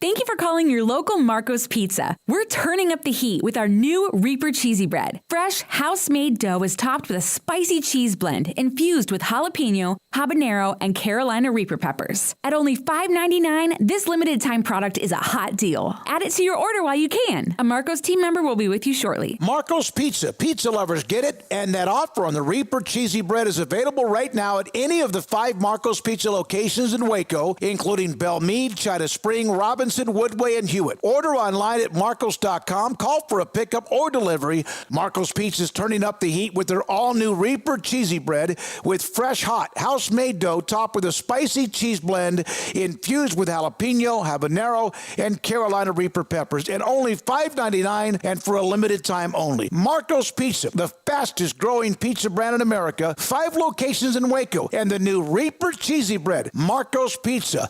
Pizza lovers get it. With so many companies and policies out there, it gets so confusing shopping for insurance, and I never know if I'm getting the policy that's right for me. Luckily, I met the team at the Niche Group Insurance Agency. With the Niche Group, you can go to one company and get access to coverage options from many insurance carriers, and you get to speak to a real person about your specific coverage needs. With the Niche Group, I know I'm getting the right coverage at the right price. If you need insurance, talk to the experts at the Niche Group at 1-800-258-8302. Did you know that 1 out of every 4 men have symptomatic low levels of testosterone and don't even know it? And if you think you're too young to worry about it, guess again. Low T levels can make you feel tired and grumpy, raise your cholesterol, and cause weight gain. Petty Clinic Low T can set up same-day blood screening and results. So if you're tired of being tired, call or go online at pettycliniclowt.com. It's a private clinic with an atmosphere catering to men. Affordable, only $165 a month, including lab work, office consultation, testosterone injections, and follow-up visits, compared to $300 or more a month in Dallas or Austin, and you don't have to drive 90 miles one way or the other and fight the traffic. Petty Clinic Low T has board-certified physician consultations and will provide the best form of brand-strength testosterone. Contact Petty Clinic Low T for increased energy, improvement in sexual desire and performance,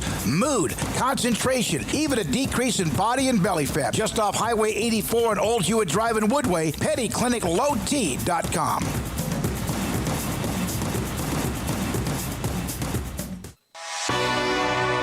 This is 365 Sports. The Sikkim 365 app is brought to you by Allen Samuels Dodge Chrysler Jeep Ram Fiat.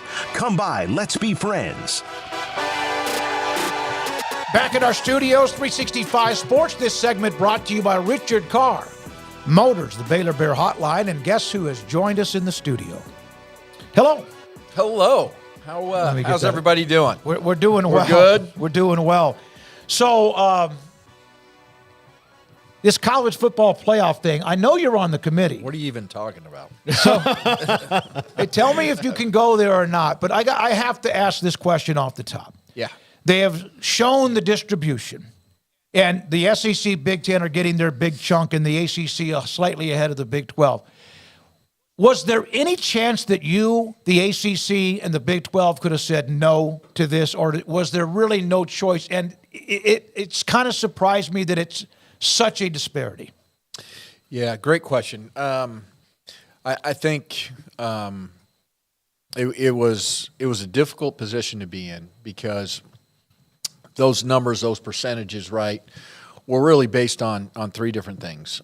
Historical contribution, so meaning, performance on the field, number of teams that had been in the past CFP games, and then multimedia rights value of conferences, and then TV viewership. And so, those two conferences, had a strong case for that. So, really, really difficult to overcome that if you were, certainly the ACC or the Big 12. We didn't get credit. Like the Big 12 didn't get credit for Oklahoma or for Texas because no longer in our conference, right? And so, the only one that you got credit for, in terms of historical contribution was TCU, and and Baylor, right? If we would have been at 12 in the last 5 years, Baylor would have been in it twice, but none of that counted. So now the positive is the look in. And, to have a look in, after 2 years and to be able to, reset potentially and look at again TV ratings, right? Performance on the field. And then, has there been any material, realignment? And so you'll have an opportunity. And so the Big 12, what do we have to do? We've got to perform on the football field. And we really got to be focused about being better, more competitive in football. And I get that it's about those individuals. I don't think Oklahoma and Texas should not be given their success to the SEC. I get that, it's about those teams partially when it comes to their success, but when they did it, they weren't there. So that's a little revisionist history. And my problem with the selection committee always was they're basing so much of it on something that happened in the past, and you're about to be on it. It's way more about what's happening now as far as who's the most deserving teams. Did you get credit for Cincinnati? It's a great question. I believe we did. Yeah. So okay. I'm not 100% positive. Here's where I'm not positive. I'm not sure that we got credit for Cincinnati and that the SEC got credit for Texas and OU. Texas and because OU. of what. Okay. But it is more about what's happening today. Like when you go in those meetings, it's not about last year at all. It's about this team this year and. Well, that's where quite frankly, that's where I struggle with the whole format conversation, access, right? I get, hey, look, conference champion, yes, go. The four Power Four, right? I get that, right? But then to guarantee other spots, earn those, right? Earn them. If you're really the best, and have the best football, then you're going to earn them. They're going to be ranked, the first 2 years, the last 2 years of this current, CFP deal, 1 through 12. Not sure where it goes, the new 6 years. Is it going to be 12 or 14? But again, they're going to be ranked. And so let's protect the conference champions when we think about Power Four. And then let's the next highest rank, you've got to, I believe, and I'm an advocate for, guaranteeing a spot for the G5. Mm-hmm. I don't think it's the highest ranked conference champion. I think it's just my opinion, personally. I think it has to be the highest ranked G5 team, period.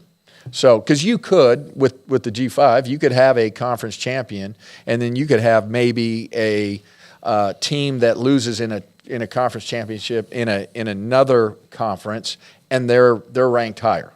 Mm-hmm. And so I think you got to give it to the highest ranked G5 team. Well, I think that's the best news for the G5, and that's the best chance they're going to have to prove that they belong is the best team that's around, and not one that gets penalized for something that none of the other leagues will get penalized for. Yeah.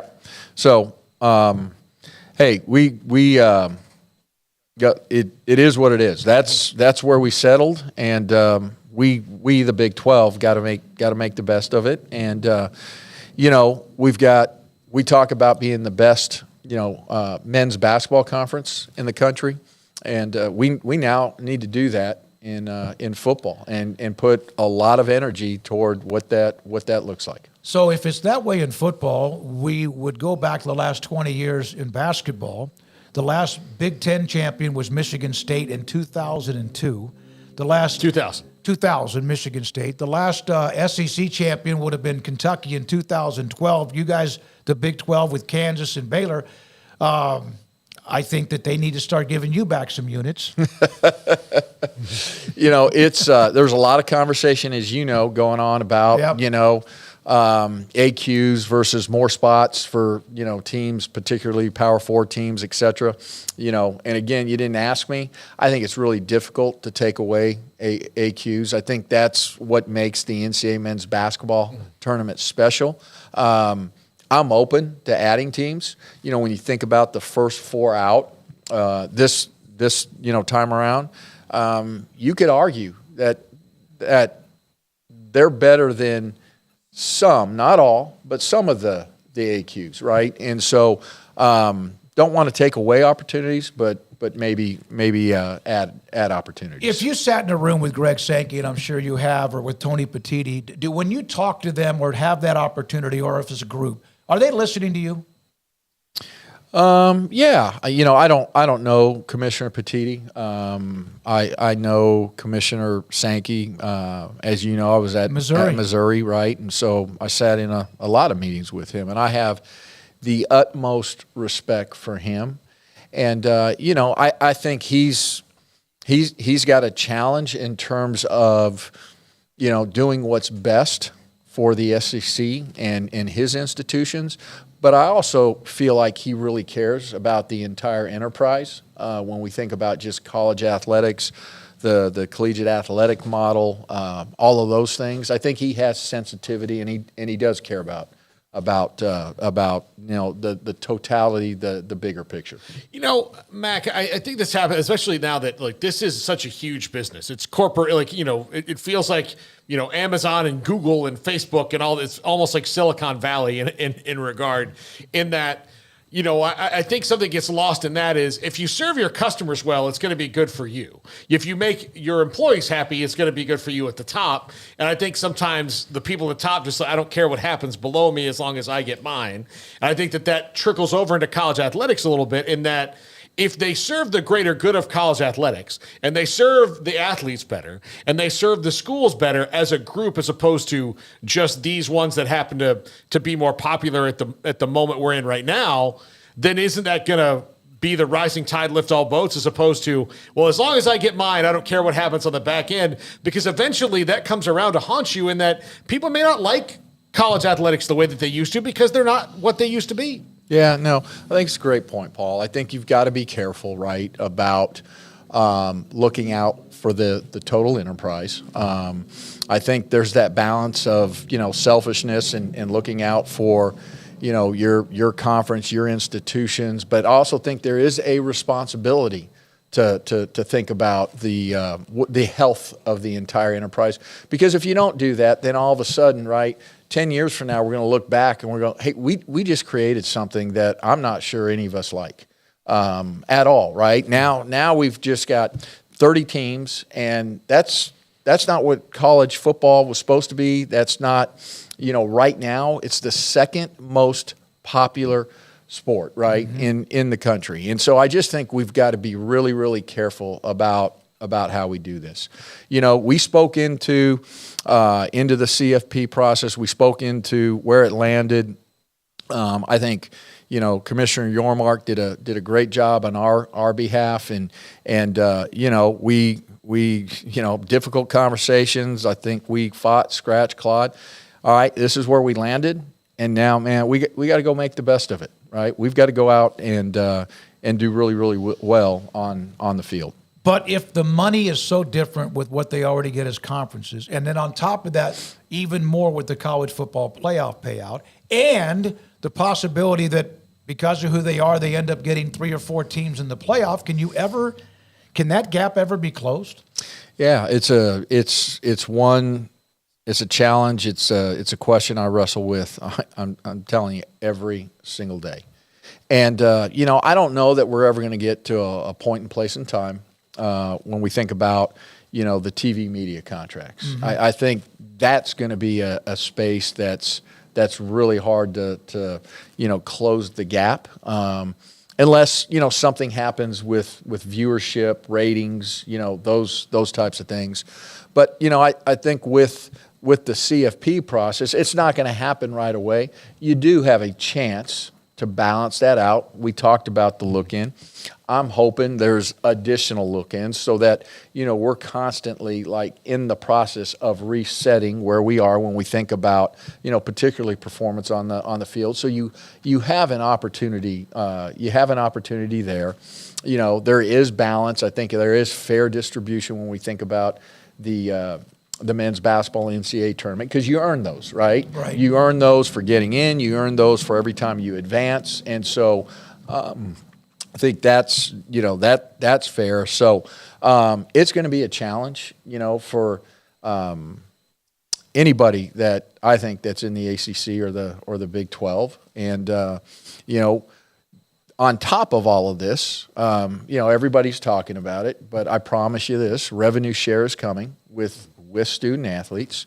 We don't know yet in what form or shape. I would suspect that it will be something that is permissive rather than mandated. But if you don't do it, then you're not going to compete at the highest level. So you're going to have that layer to navigate and or that challenge. When you think about financing of college athletics. So. I don't know. I look at it personally. I look at it as an unbelievable opportunity. At least personally here at Baylor, we're going to figure it out. We're going to find a way to meet that challenge and to continue to be nationally relevant. Do you feel like every AD in the Big 12 feels the same way? I would think yes, but I mean, is they all knowing what's ahead of them, and everyone goes, guys, we got to fight for each other, not so much against each other? Yeah, I think every AD is that's their thought process. Every institution is different, and there's some have different assets than others. I love where we are, Baylor, as we think about the rest of the Big 12, and we look at Baylor. No surprise. We've never had the most money, okay? But we've found a way to compete, and we've found a way to scrap it and compete at the highest level. Men's basketball has won a national championship recently. Women's 3, football number 5 in the CFP 2 years ago. We have found a way, and so maybe the challenge gets a little bit greater, but we'll figure it out, and we'll continue to be nationally relevant. Mac, one of the things I think I've seen, I think that is, for all the gloom and doom we have, we've got lawsuits against the ACC from 2 other big football brands getting out. Like, everything is bad news. Oh, how about that? Another story today. Oh, yeah. Yeah. No. Everything's bad news. But at least I think, and I hope I'm not wrong in this, in reading the room, in that most ADs and powers that be and conference commissioners are, every time I heard some people complain about NIL or the way things are, I thought about Dana Carvey's old SNL character, the old man that was like, that's the way it was and we liked it. And it's not that way anymore. Can you do that again? That's the way it was and we liked All it. right. But they have that, but now it's more like, look, we can pine for the way things used to be, but the K is out of the barn. Like, there's no way we can do any of that, so let's make it better for what it has to be now going forward, because things have been mandated outside the NCAA that say you can't do what you used to do. Yeah. Hey, answers that we had for problems 2 years ago, those no longer those no longer count. It's whack-a-mole, right? I mean, it's we've got to come up with new answers. We've got to be adaptive leaders. We're going to have to evolve. We're going to have to experiment. There's going to be some experiments that are going to work. There's going to be some that don't. We're in a completely different world, and I think those that are going to be able to meet the challenge are going to be those organizations that can have the aptitude to evolve at a pretty rapid pace, and to know and understand that, hey, we're not going to be able to solve everything with technical problems. In fact, most problems are not going to be able to be solved with technical solutions the way we used to do it, right? We're going to have to evolve and think about creative, adaptive type solutions and know, hey, that solution, right, that we just came up, that's perfect, man, a year from now, it may be obsolete. And so I think the organizations that are able to do that best are going to be the ones that are going to continue to be nationally relevant. Do you, as a conference, with whether it's your mark, presidents, ADs, whoever, do you have, because of where everything is today, do you have to have discussions without it being like doomsday, but do you have to have discussions about what the alternate or another option might have to be? And when you say alternate option, like if in fact this continues to separate, is that even something you talk about now, or is that negative to talk about it or have it on the table? Yeah, I think when we're sitting in the room and we're talking about the new CFP model, just candidly, it's a little bit sobering, and so you're talking about, hey, we're going to have to find other ways to overcome this challenge when we think about the financial discrepancy. And so I think that's real in terms of, all right, we've got to find, we're going to have to find a different way in order to remain competitive, in order to remain, nationally relevant. And so, we do have those types of conversations. How can we do, different things to bring in, additional revenues to help close some of that, so yeah, it's very, very much part of our conversation. Baylor Director of Athletics, Mack Rhoades, in studio with us on 365 Sports. You brought up revenue sharing a second ago, and there are obviously a bunch of different models that you can use. Revenue sharing is probably the more acceptable term or acceptable way to do it as opposed to employment. And I think that a lot of people see the shortest way as employment. Just make employees, negotiate a salary for them and call it a day. But then that changes opportunities for sports that are not revenue driven and affects Title IX, I would think, because once you make somebody an employee, you don't really have to match it with Title IX because that changes who they are, right? As opposed to the school. They're not student athletes anymore. They work for the school, and makes it difficult. Would employment, the straight up employment, maybe eliminate more opportunities than it creates? I think what we worry about, whether it's via their employees or they remain, student athletes, I think what we worry about is, the revenue share piece, period, right? And where do we get those revenues, and then do we have the capacity to do them at a certain level and not impact other sport programs? My greatest goal right now at Baylor is that we don't have to take away from any of our sport programs. I'm not saying cut. I'm saying take away. Yeah. The things that they have right now, we don't want to go backwards. Mm-hmm. Okay, for those sport programs, for those coaches, for those student athletes, right? And then can we lift everybody up? Is it just football, men's and women's basketball? When we think about revenue share, those are all of the things that we don't know yet, and we're trying to figure out. I think it's a great challenge. If student athletes become employees, think about, just the lift that would be for every single campus. Think about the responsibility placed upon the student athlete. You're going to be taxed for tuition. You're going to be taxed for your gear you wear. You're going to be taxed for your food. I mean, it's a whole different world. And I think what's interesting is when you I have not talked to one student athlete across the board, several different sports, including football, men's and women's basketball, that has said, yes, I want to be an employee.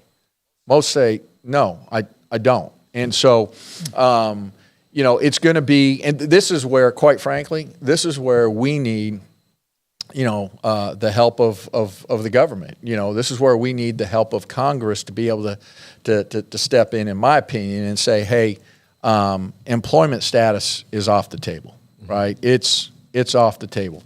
I don't think that's going to end up being a good thing for our student athletes. And, we've got, the Dartmouth case out there with the NLRB. We've got the USC case with the NLRB. We've got the Johnson versus NCAA case with the the Fair Labor Standards Act, right? And so so we're waiting to see where those things move and where they head. So the interesting part, and I think is going to be when we revenue share, which way is that going to tip the scales? Are people going to say, see, we told you, you're now paying, you're now sharing revenue, and so they are employees? Or is it going to be completely opposite, and they're going to say, hey, you did that, so we're going to back off now from the employment status? And I think it's going to come down to, hey, quite frankly, it's going to come down to the upcoming election, and what's the makeup of the Senate and what's the makeup of the House, and depending upon where that lands, could certainly have impact on employment status. You think Congress is ever going to get anything done when it comes? I mean, they don't work real quickly, and then you got another election in 2 years or 4 years or whatever. Is that kind of, you don't even want to have to go there, or is that just you may not have another choice? I think we are going to need their help in terms of the employment status. We may need their help when we think about antitrust protection, liability protection. If we can't get that through maybe one of the antitrust cases, maybe through a settlement, et cetera. We probably need their help in terms of just the name, image, and likeness and the state laws and preemption of them. And so do I think we will? I do eventually. I think the better question is, can we get their help in terms of some type of federal legislation, even if it's very narrow, even if it's just, hey, for right now, it's just name, image, and likeness. In my opinion, that window is, probably through about midsummer. And then, everybody's focused on the upcoming presidential election. So I'm not a politician, but just having enough conversations, that's my sense of it. The nervousness I would get about it is that this Congress has only passed 27 bills. So that's not a lot. Is that good? That's not good. Yeah, I have. I was going to say, is that good or bad? I have no idea. That's bad. That seems to be bad. We all learned about the Do Nothing Congress back in they called that in the 1800s was the Do Nothing Congress. They passed like 300, and they were considered lazy by the standards of the time. That's what would get me concerned in that. But I do like NIL to me. Especially, I know it's not as simple as I'm making it, but why don't you take all the greatest hits from the state laws that the states aren't going to fight that much and just make that the law? Like, you don't even have to work on it that hard. Like, okay, Florida's got a good thing, Texas has a good thing, California's got a couple good things. Let's throw this in a greatest hits album and pass it, and then this, at least both sides are kind of happy about that. Yeah. But that's not really how it works. Yeah, because nobody's going to sit there and say, hey, my bill's the best bill. This is the one we're using. Yeah. That's not going to happen, right? Yeah. Good luck with that. Yeah. So that's why you need Congress's help. If student athletes become employees, does that negate NIL? I don't think so. No, okay. I think there's no, it doesn't. I think there's, there will still be, opportunity, name, image, and likeness. The future of collectives, not sure where that goes. Right. I think the Tennessee, Virginia, case, the preliminary injunction, really, safeguarding and protecting, collectives in a sense that they are a commercial entity. They are subject to antitrust, and so you can't cap them. You can't. There needs to be opportunity, for student athletes.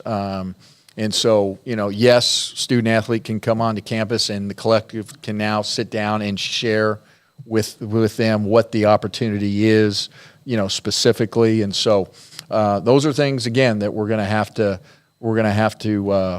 navigate here in the very near future. Let me paint a picture, if you don't mind, and thanks for coming in today.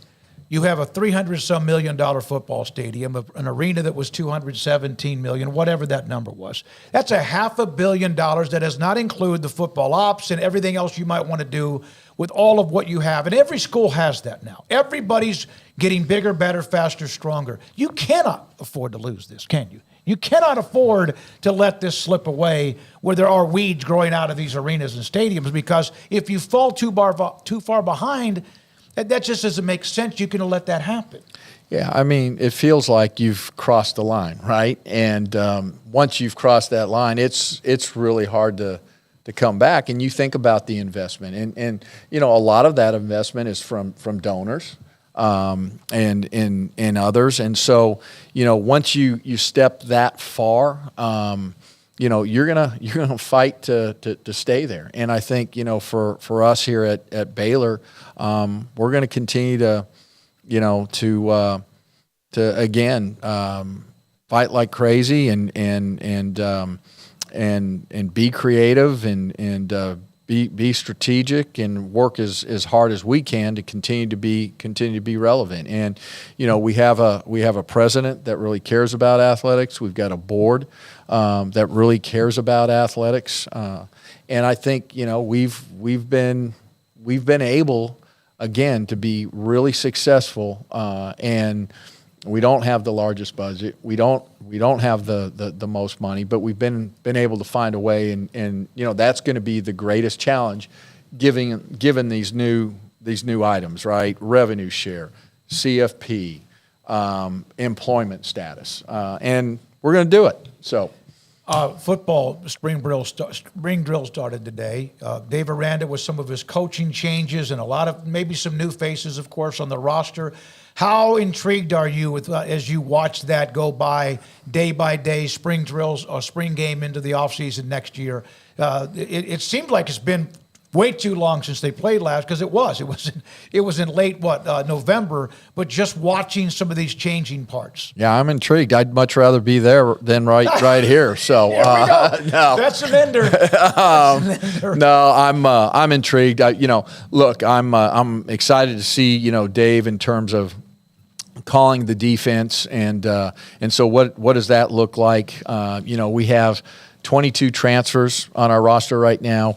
Of the 22, 18 of them are from four-year schools. So excited, to see those that were here already, how they continue to get better, and the new transfers that have come in, their impact.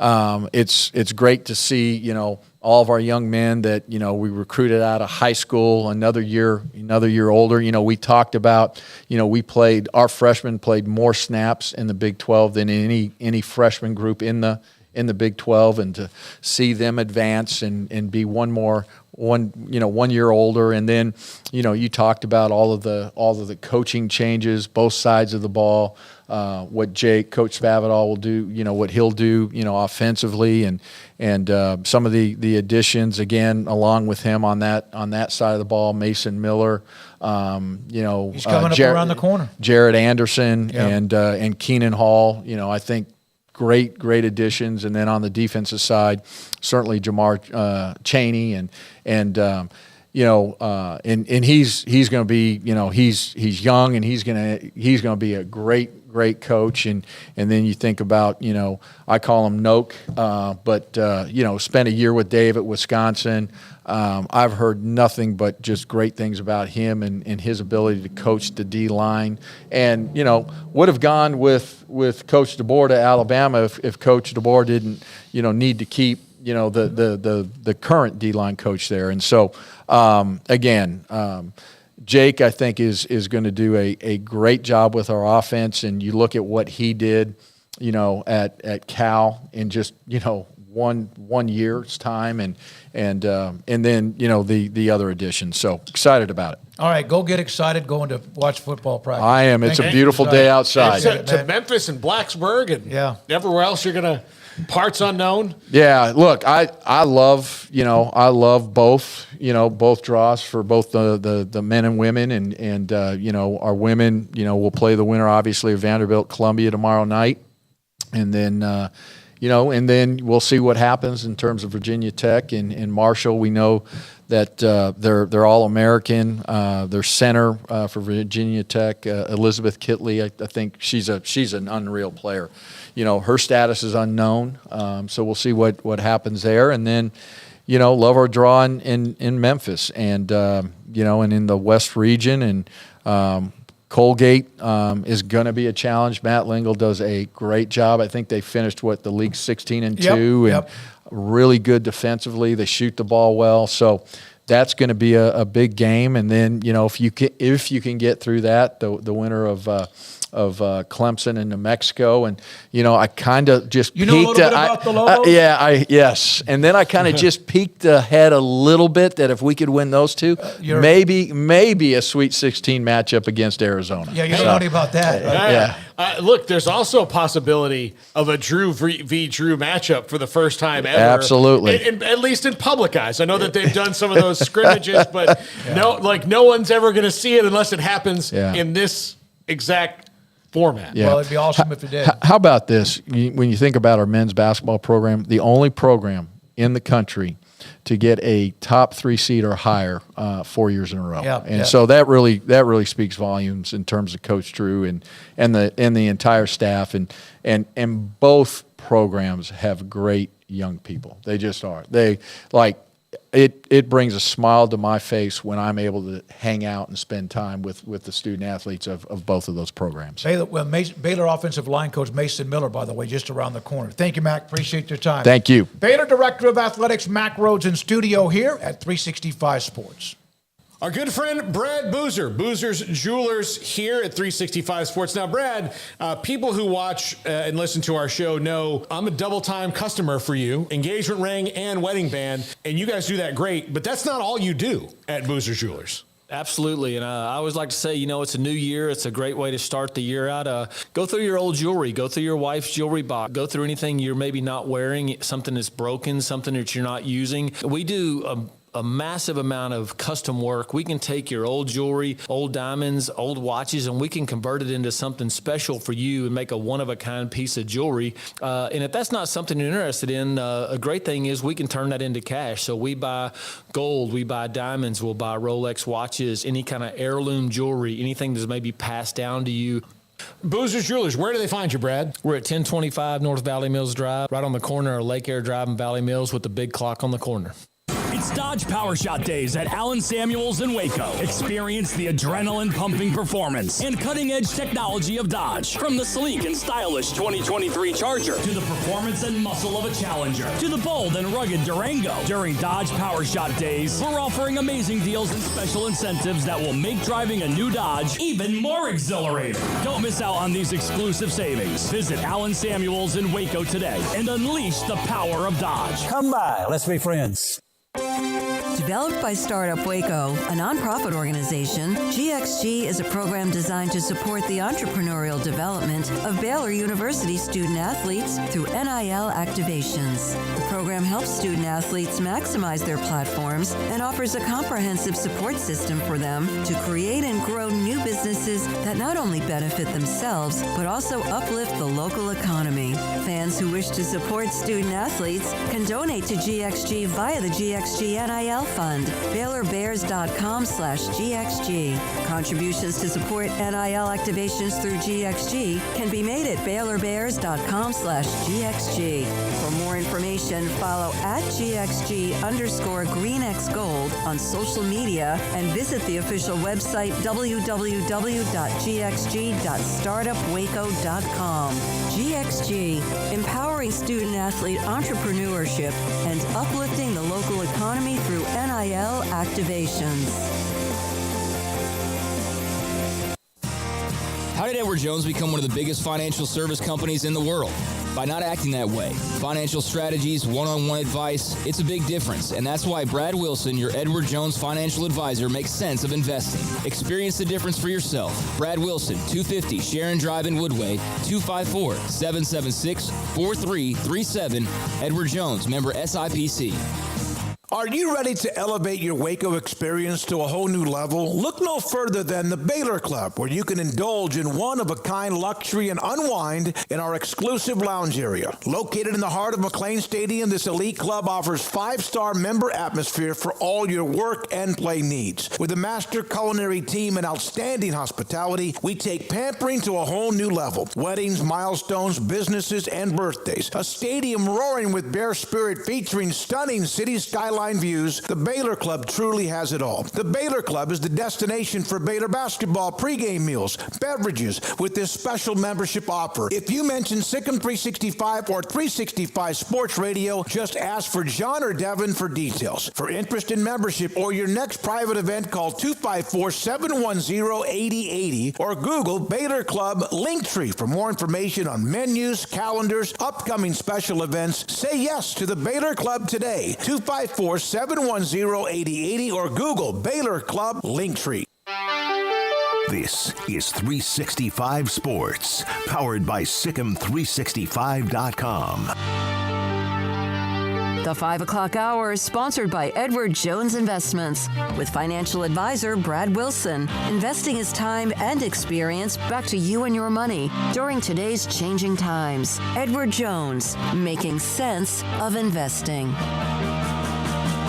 Now here's David Smoak, Paul Catalina, and Craig Smoak. This segment with Baylor offensive line coach Mason Miller on the Richard Carr Buick GMC Cadillac Baylor Bear Hotline. Mason Miller with me, David Smoak, 365 Sports, as spring drills for Baylor has begun. Thank you, Mason, for your time. How have you been able to maneuver and kind of weave through this? You know, you came here, they had, of course, coach that went on to go to Alabama. You come in, they've seen 3 offensive line coaches really in about 3 months. Has that been a difficult thing or not? No, not really. I think, first of all, thanks for having me on. But I think the biggest thing, I've tried to do is address the, for lack of a better term, the elephant in the room. It is what it is. People make choices in life, and right, wrong, or indifferent. And that's going to happen throughout adulthood. You're going to work in companies. People are going to be interchangeable, always focusing on the fact that, you chose Baylor for a reason, and it's larger than one person. And we have a job to do, and that's to become good students and good football players and good humans. So we kind of addressed it at that and then moved on.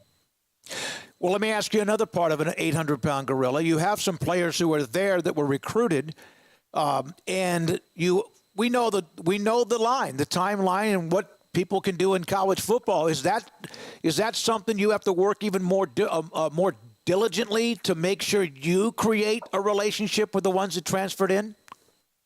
Oh, I did. I mean, yes, you do. I mean, it's all about relationships at this point. And, and I think we're still learning. I will tell you that these young men have been very intent on what they were trying to accomplish, and have worked hard. I will say that. And so, yeah, there's a little bit of relationship building, but I don't think it's, anything insurmountable. I just think it's a process. And again, they've, I kind of equate it to when I took over at Washington State. They had been in Coach Leach's program for, I don't know how long. And these young men have been under Coach Aranda and the program for how long. And now I just have to kind of, mingle in, get right with them and, build that relationship.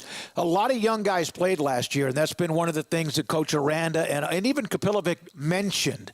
That means that they also now have skins on the wall, even if maybe sometimes there was some trauma in a way, and that might be a more difficult word to use. But how much does that help? The younger guys got snaps, even if sometimes it wasn't successful. I think it's always great when you get to play football, and the more you do it, the better you become. Terminology is terminology. Everybody's got ways they block people, how they communicate it, this, that, and the other. But, to get that game experience, that's something you can't ever take away. And the sooner it comes, the harder it may be at the beginning, but in the long run, it's going to be a better formula. How much do you feel like the change from what they had, which was incredibly successful, the offense of the wide zone, to what Coach Spavital brings to the table, how much of a change is that? I don't know that it is. I mean, it is to an extent, but we're a little bit more vertical downhill, pushing people around as to where the wide zones are more, rip running and reaching and overtaking people and stuff like that. So, I think there's a little bit of moving vertically instead of laterally. That's going to be a change. But again, who you're working with, how you're working, all this stuff, it's going in the right direction. You mentioned Coach Leach. God bless him. Everybody misses him. An amazing man. I had a chance to interview him a few times along the way in his career. How much of an influence did he have on you?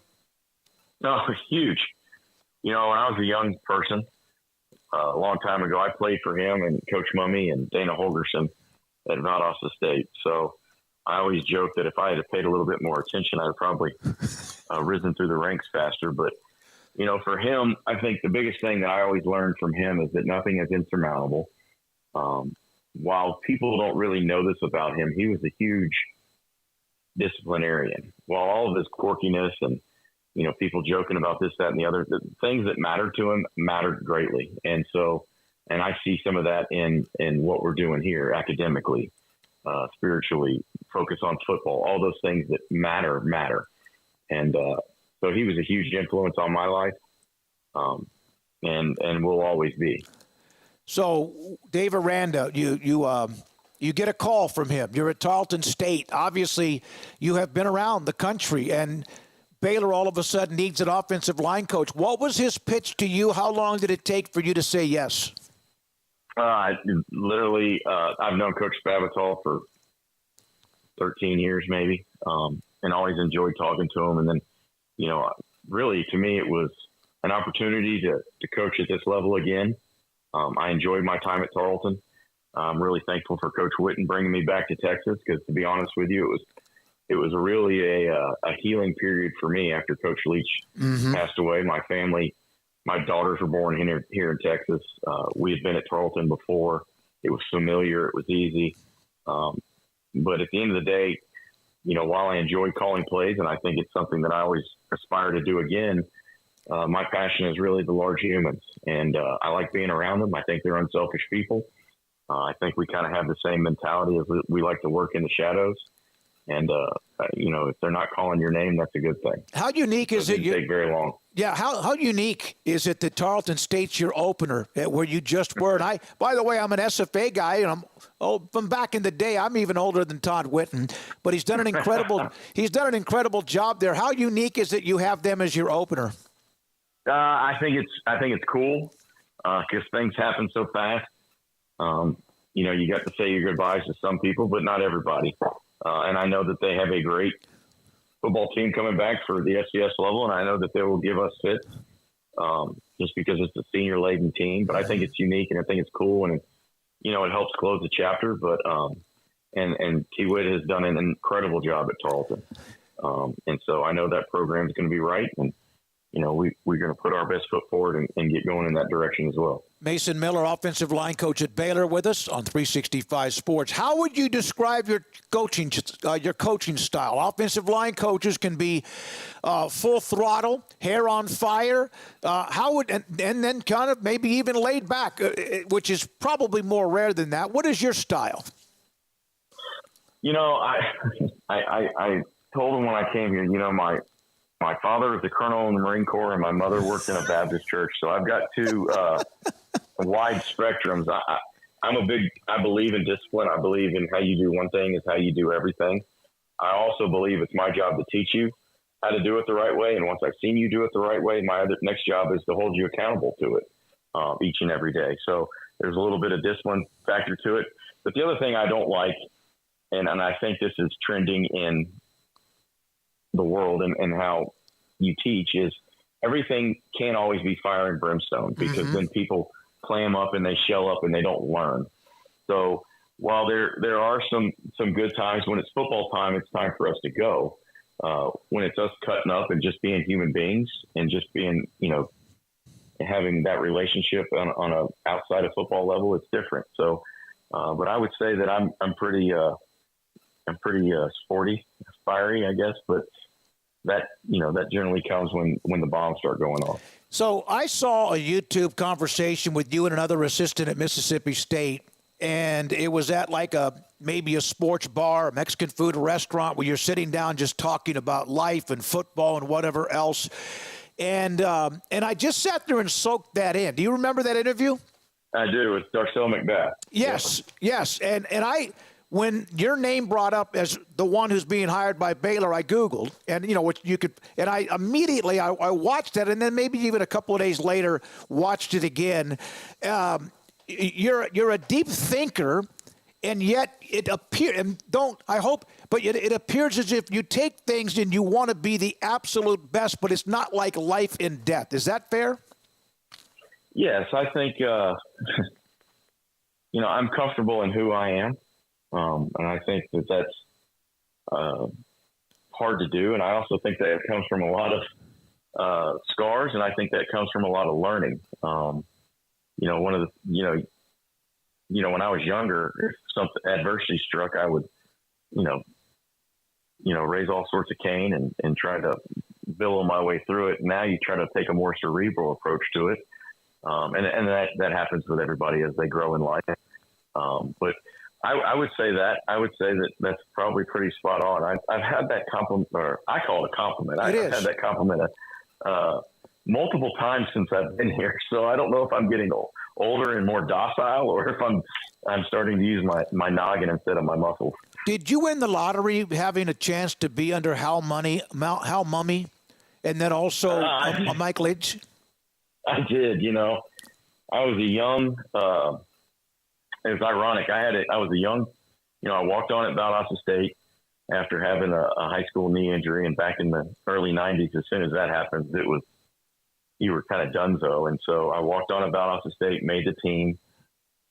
Funny story. I just walked on because that's I had family go to Valdosta State, and I had a math teacher in high school that told me, "Hey, you need to apply to 2 schools that, if you get in, it's your safety net, blah, blah, blah, blah, blah." And sure enough, it was so late in the process that you really didn't apply to any more colleges. So I just went to Valdosta State, walked on, didn't know really who Coach Mummy was. And his son, Matt Mummy, and I became great friends. I actually asked him why he came to Valdosta State, and he said, because my dad's the coach. And I said, the old guy yelling at me is your dad? Like, what are we doing? And so, but again, I'm a big believer everything happens for a reason. And so, why I was brought back to Texas, why I'm sitting here right now, why I went and played walked into a door and didn't know that these guys were going to revolutionize college football and the way things were played. I like to tell those Red Raider people that if it wasn't for us Blazers down at Valdosta State, they would have never existed. Because, we kind of started that whole thing back in the early 90s. But real blessing. And then Coach Mummy made me an offensive line coach. And I think that, again, kind of changed my course in my life. And I'm so deeply grateful for everything that he has done for me as a person, as a player, as a mentor. And then that relationship spun off to myself going to work for Coach Leach. Did you know that Coach Mummy actually coached high school football about an hour from here at Coppers Cove High School? I did. And Dustin Dewald was the quarterback. I am, as a deep thinker, I like to know why or where things come from and not just do them. So, and plus, as you know, Coach Mummy, he's a great storyteller. Oh, yeah. So you're always going to get those stories. So, and then obviously being as close to I was with Matt, I knew all that. And really it all started down there in Coppers Cove. And by the way, Grant Taff, former Baylor great, he went to McMurray, and you were at McMurray. I did. I used to have a lot of great conversations with Coach Taff. Is he amazing? Oh, my goodness. You just soak all that in, don't you? I tell you what, though. When you're the head coach at McMurray and then you get summoned down to his office, it's a little rattling. And he was a great I don't know if he even remembers me from Adam right now, but he was such a great tool for me as a young head football coach who, to be quite honest, really probably didn't want that opportunity at the time, but it was the best situation because Coach Mummy was going to SMU and good way to take care of the staff. And so I leaned on him quite a bit, and he was very helpful. But yeah, he used to tell me all the stories about the old the fighting Warhawks. There was Indians back then. He's got you. Oh my goodness! You should see. I've been in his house. It's an amazing deal. He's got a room that's kind of his office that's loaded up with all the former, like the Native American Indian history and artifacts and much more. The offensive line, we talked about them, and obviously that's what everyone wants to know about. They have been through some ups and downs, youth and or experience or lack of success, and then at times the light comes on. I don't want to say it's PTSD, but what do you see from them, and how thirsty are they to get better and move forward? Yeah, I think everybody always wants to change the identity of who they are, and they don't want it to be indicative of what people perceive, if that makes any sense. So, and the only way to change that is to do something about it. And, so you have to put a system in place and kind of do the right thing every day and drill work and all that stuff. And again, nothing happens overnight. I mean, I know in a world where you can click it and like it and retweet it and all that stuff, that there's instant gratification, but sometimes hard work and development comes with one positive vote in a direction a day. And so I think that's really what they're striving for. And they have bought into that. I will, so far, I mean, we haven't practiced today's day one, I guess. Right. But, we really haven't been in any of those trials, and there's going to be setbacks, but I think they are hungry for it. And I kind of admire them for it. And, the other thing you got to do is you got to let people be leaders in the room. You got to kind of know the room and know what's going on. And these are the people, I call it pushing from the back. Let those guys take the reins and run up the front, but push from the back. Will you know about the talent level based on what you've seen on film, where they've been, or even at Baylor or elsewhere, or is that something until you get your hands on them in practice?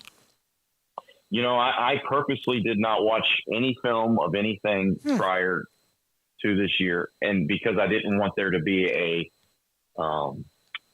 preconceived notion. If you don't mind, we've had other coaches who have been hired who have said that before, and it's like initially I remember I was like, well, why would you do that? But you're saying the same thing. You don't want to have like preconceived notions and let you see what you see yourself. Right. And it's different. It's a different system. It's different instruction. They may have done that perfect. Okay. And very well, which they did. And then, we're going to do something a little bit different, teach it different. So I shouldn't judge them on something good, bad, or indifferent that I didn't have anything to do with.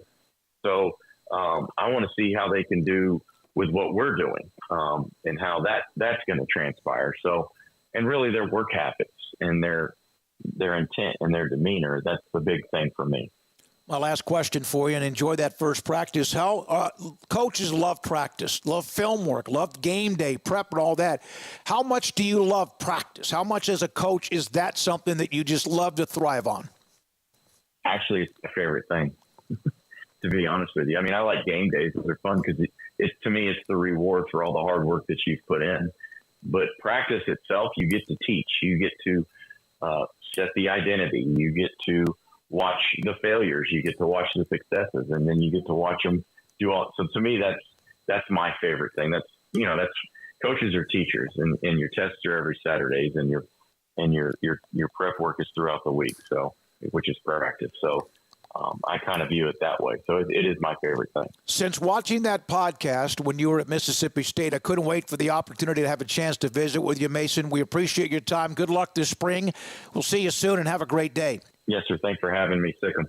Mason Miller, offensive line coach at Baylor on 365 Sports. Imagine you want to play football for a living and you hurt your knee, and then you end up getting, I'm going to get into coaching. And your first coaching staff that you go to, Valdosta State, has Mike Leach and Hal Mummy, the kings of the air raid. And he ended up being able to learn under them, and also got a chance to meet Grant Taft when he was at McMurray as a head coach when Mummy went to SMU. When we come back, Hall of Fame columnist John McClain, Paul's Top 5 around the corner. Craig is back from watching some of the Baylor football practice. It's nice that we get to discuss football, etc., not just here at Baylor, but elsewhere throughout the country. This is 365 Sports. And Marco's Pizza, the fastest growing pizza brand in America. 5 locations in the Waco area, and just a few years ago there were none. So there's part of that growth. Belmead, China Spring, Woodway, Hewitt, and also in Robinson, Marco's Pizza. And right now you can try, limited time only, free Pozzoli when you buy one large or extra large menu price pizza. You can go online, marcos.com, and use the code word FPMPP. You can order that right now. Also, don't forget that sauce they have, that hot honey magnifico, and of course, whatever pizza you want to put together, you can do that online. You can call them, you can pick it up, they can deliver, and all of the above. Bob Mock and Marco's Pizza, the fastest growing pizza brand in America. Marco's Pizza. Pizza lovers get it at marcos.com. Our good friend Brad Boozer, Boozer's Jewelers here at 365 Sports. Now, Brad, people who watch and listen to our show know I'm a double-time customer for you, engagement ring and wedding band, and you guys do that great, but that's not all you do at Boozer's Jewelers. Absolutely. And I always like to say, it's a new year. It's a great way to start the year out. Go through your old jewelry. Go through your wife's jewelry box. Go through anything you're maybe not wearing, something that's broken, something that you're not using. We do a massive amount of custom work. We can take your old jewelry, old diamonds, old watches, and we can convert it into something special for you and make a one-of-a-kind piece of jewelry. And if that's not something you're interested in, a great thing is we can turn that into cash. So we buy gold, we buy diamonds, we'll buy Rolex watches, any kind of heirloom jewelry, anything that's maybe passed down to you. Boozer's Jewelers, where do they find you, Brad? We're at 1025 North Valley Mills Drive, right on the corner of Lake Air Drive and Valley Mills with the big clock on the corner.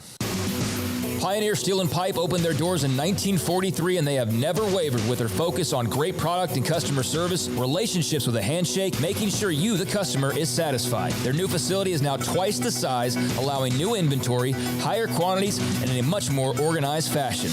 In addition to the long lengths in tubing, angles, channels, rods, and flat, Pioneer Steel and Pipe now offers several shorter, more convenient lengths of material already cut. Their 2,500 square foot showroom has over 1,000 new products in stock, new welding supplies, hardware, quickcrete, and do-it-yourself components for any project, whether you are a professional contractor or weekend warrior.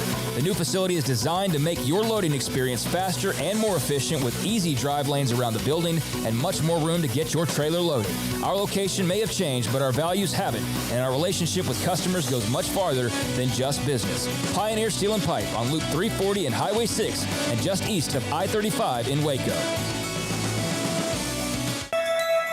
Allen Samuels House of Travel is a full-service travel agency with highly experienced travel consultants plus support staff with over a combined 150 years in the travel business. They are ready to take care of any travel situation for you, your family, and your business, and with the kind of knowledge to complete a seamless itinerary trip start to finish. They will search for the best deal to accommodate your budget from air to cars, ship to shore, hotel, and even meeting space. Name a destination and they've been there. They know the places to go, and international and missionary travel is one of their unique specialties. Allen Samuels House of Travel, celebrating 50 years in business. Call Connie, Sherry, Linda, or Bambi at 254-776-2560 or find them on Facebook or at houseoftravelwaco.com.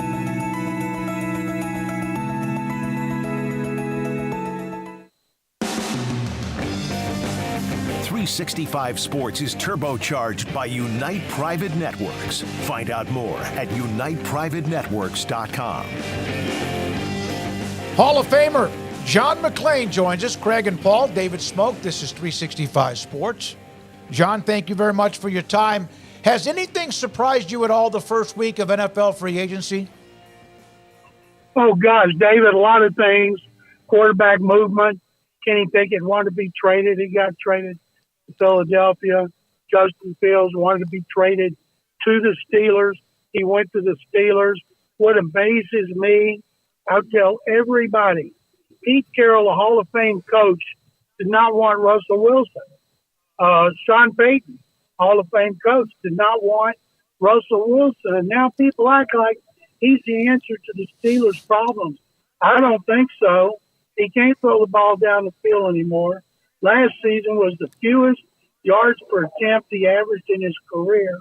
40% of his completions in their victories were at the line of scrimmage or behind the line of scrimmage. So I think at some point Justin Fields will be playing because Russell Wilson will struggle, and then he'll be with his fourth team in 4 years.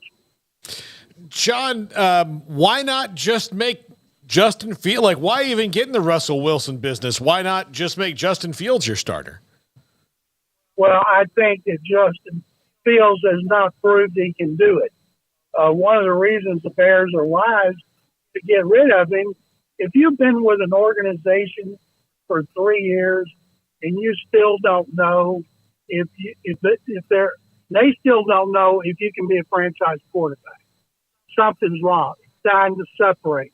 And that's what they did. It was amazing to me, guys, all the former players and GMs on ESPN and the NFL Network talking about how the Bears should keep Fields because he's a great quarterback and he's going to be a franchise quarterback when he has not showed any reason to do that. And so that's why they made that move. But right now, Fields he's got a new system, new coordinator. He needs some stability. He didn't have it with the Bears. Maybe he'll get it with the Steelers. It'd be his luck for Mike Tomlin to resign after 1 year and go somewhere else.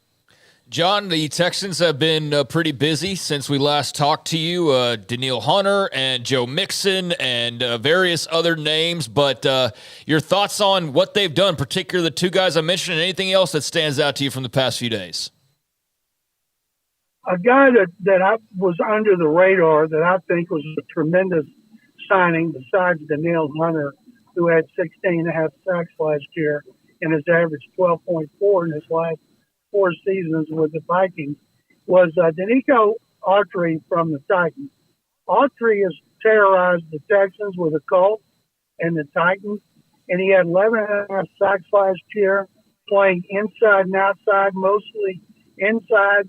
He hasn't had fewer than 9 sacks in the last 4 years when he was 30, 31, 32, and 33.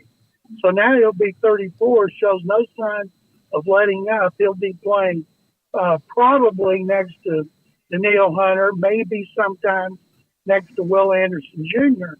But this is a great opportunity for him. And not often are you able to get players with 16.5, 11.5 sacks in their previous seasons.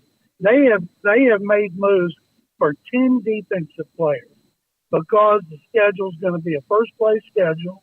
They're going to play 5 division champions, including the Cowboys. They are also going to play 11 games against teams that had winning records last season. They play so many great quarterbacks. They had to beef up on that side of the ball.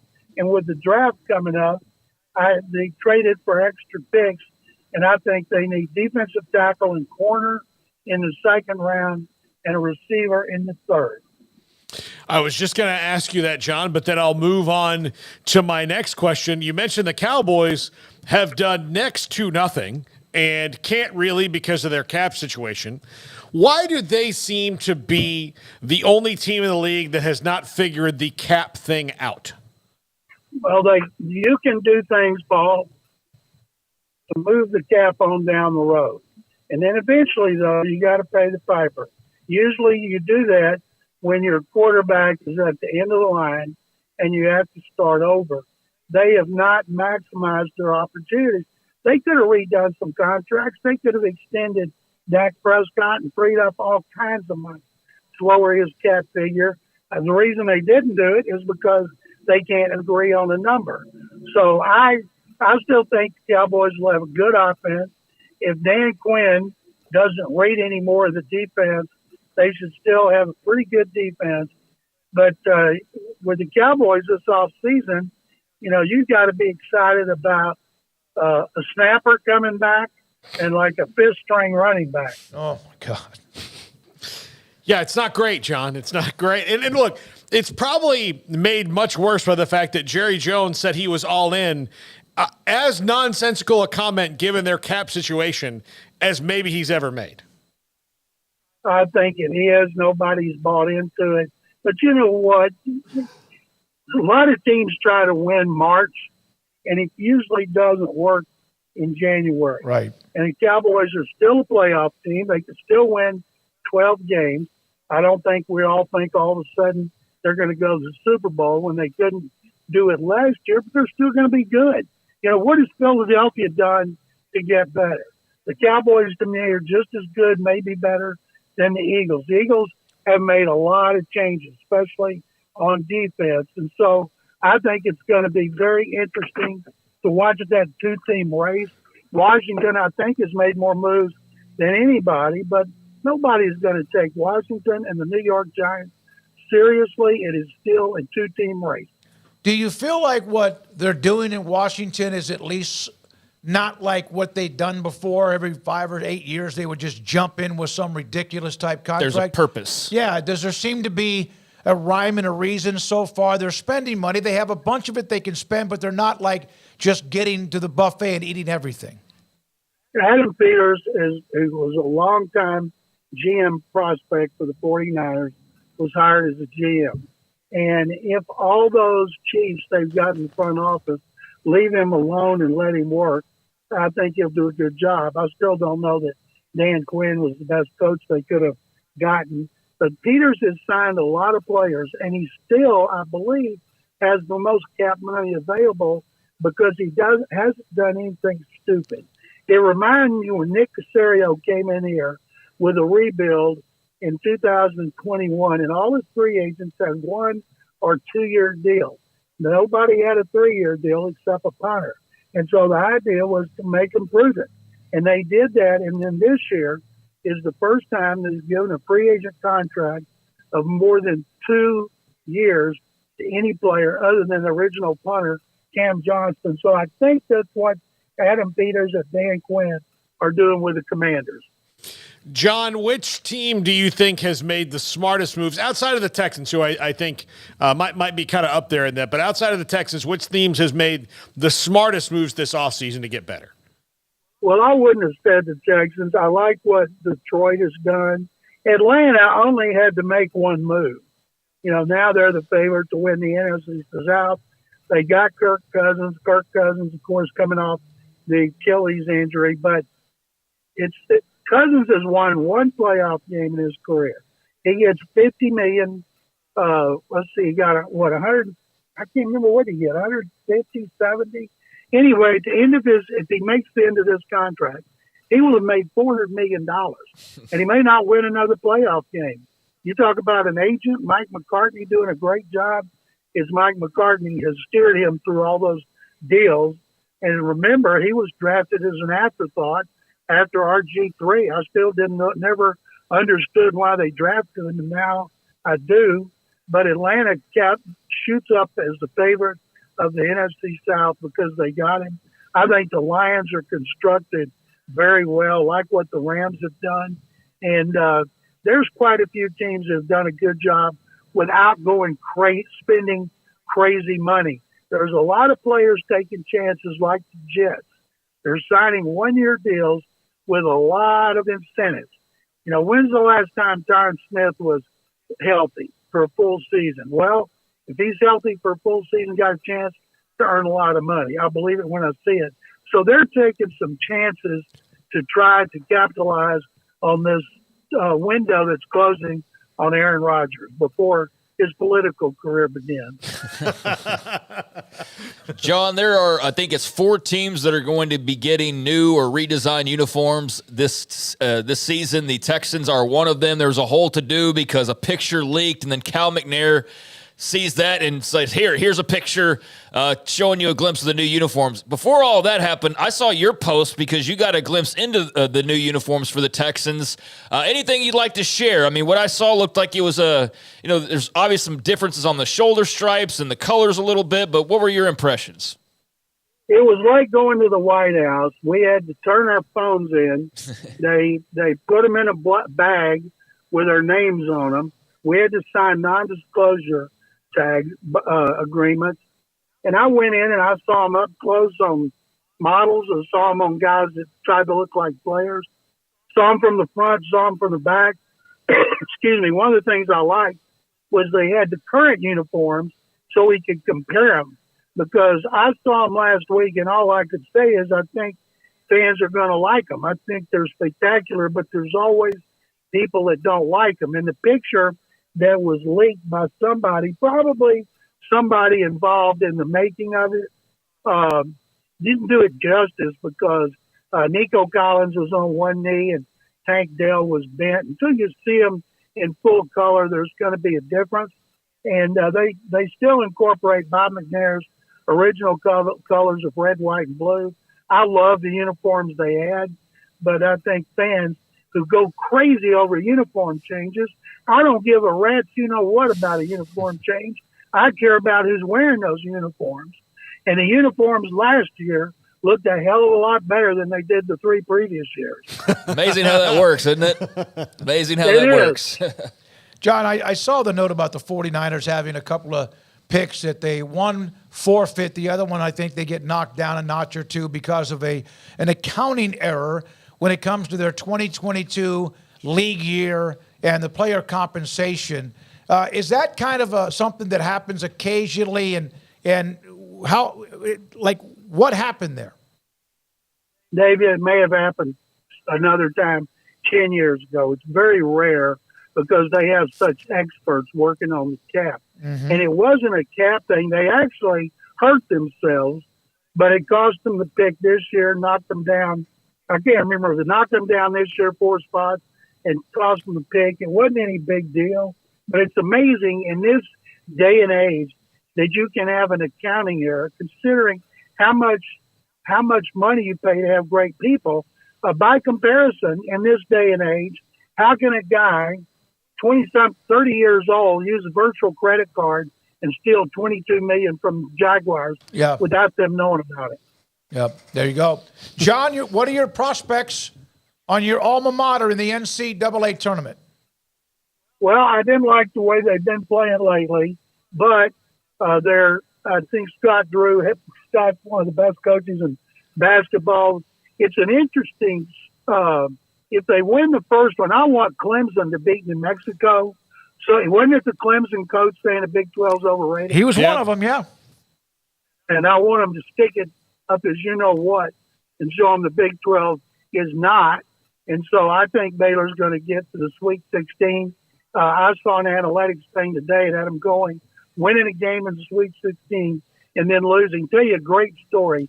University of Houston's playing a team called Longwood from somewhere in the middle of Virginia, from the Big South Conference.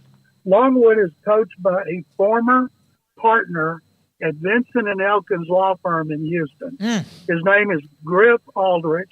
He was a partner at B&E.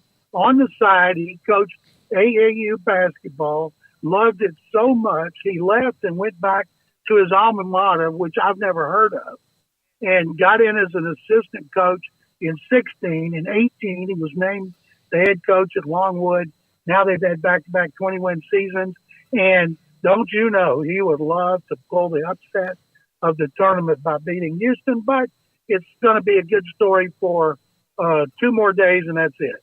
All right, John, thank you very much. We appreciate you as always. Take 'em Bears. There you go, John McClain, Hall of Fame NFL columnist. One note in college football that's really unique, well, maybe not because it's a player transferring, but Caden Proctor, remember him, played at Alabama, left for Iowa where he's from, his hometown. He has apparently, now the portal doesn't open up again until April the 15th. Scott Docterman of theathletic.com reporting that he will re-enter the transfer portal, and he just spent spring break with a bunch of former Alabama teammates, and the possibility he goes right back to Alabama. Yeah, that's just a nightmare scenario for Kirk Ferentz. It's like, all right, it's spring break. I wonder what the guys are going to do. Oh, he's going to go hang out with the guys. And they're like, you know who's awesome? Kalen DeBoer. He's the best guy I've ever met in my life. You're going to love it here. Chris Kapilovic. Yeah, I mean, you're going to love it. You're going to love it here. Come on back to Alabama. It's not like Iowa. You know, you want to be here, and then he's like, oh, well, now I got to go back. Greg, you have a different theory, right?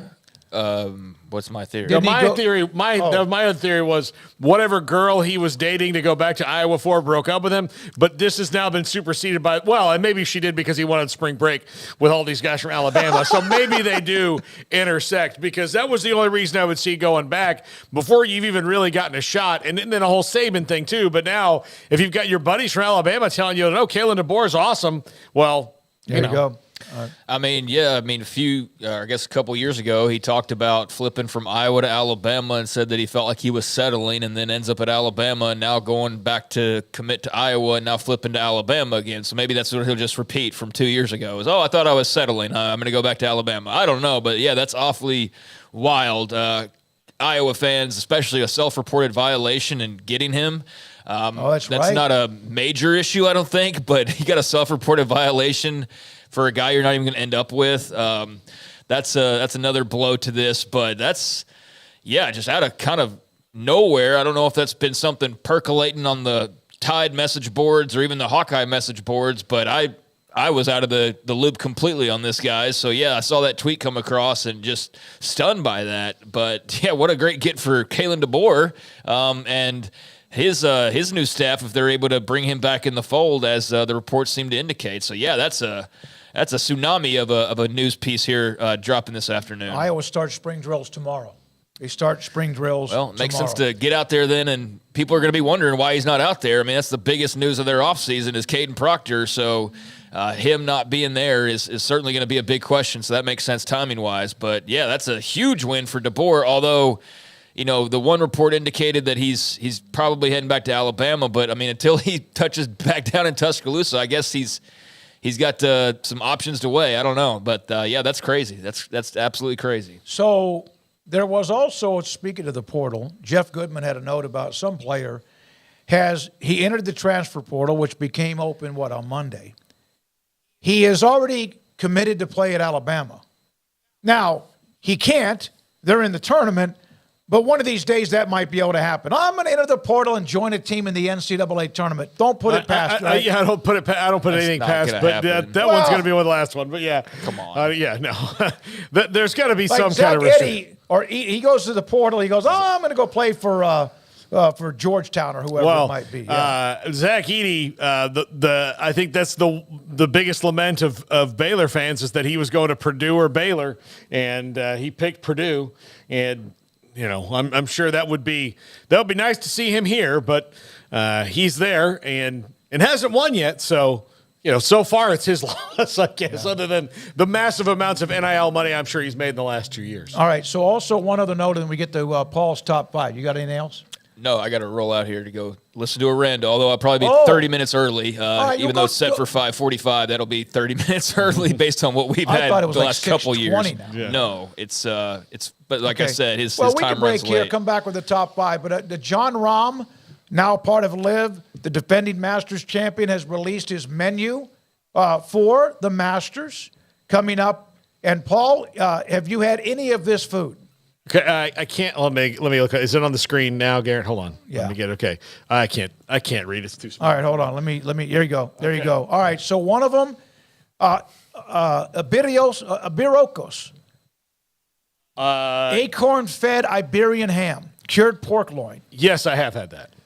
You have? Yeah. Tortilla de patatas, Spanish omelet. You can go. Okay. Spanish omelet, onions, confit potatoes. I mean, I've had a Spanish omelet before. Croqueta de pollo, creamy chicken fritters and confit potatoes. No, I don't think I have. Mama Ram's classic lentil soup. I definitely haven't had that because I've never met her. You can't order that online? I don't think I can. Spicy Basque chorizo and potato. That sounds like maybe almost like a breakfast burrito or something. Yeah, I think it's Basque, but yeah. What, Basque? But yeah. That's Basque. It's one of the cities in streets. All right, Basque crab salad and potato. I've not had that. I would eat that, though. All right, here we go. Basque ribeye, Tudela lettuce, and piquillo peppers. That sounds good. Yeah, I'll do that. Turbo. No, I think it's turbo, but... Well, it's like a car. Yeah, it looks like turbot. Turbot. I don't think that's Navarro how it is white asparagus. I didn't know asparagus came in anything but green. No, I would not and will not. That just doesn't look like it looks good. Look, I can't. Asparagus has changed. People cook it fresh now and grill it, and I know that's better. But my mom used to serve it out of the can, and it had this awful smell. What? Oh yeah, it was terrible. Asparagus? Oh God, it was awful. Not even in a bottle, like no, mushrooms? it was in like a can. Oh, it was so Catalina. bad. It was so bad, and like it would smell up the whole house. So it's one of those things. Like I remember a few years ago when I went back to my high school, they were having an event at the place that they had raised our old gym to the ground and built a new event center on it. And the principal was talking about the smell of the old locker room.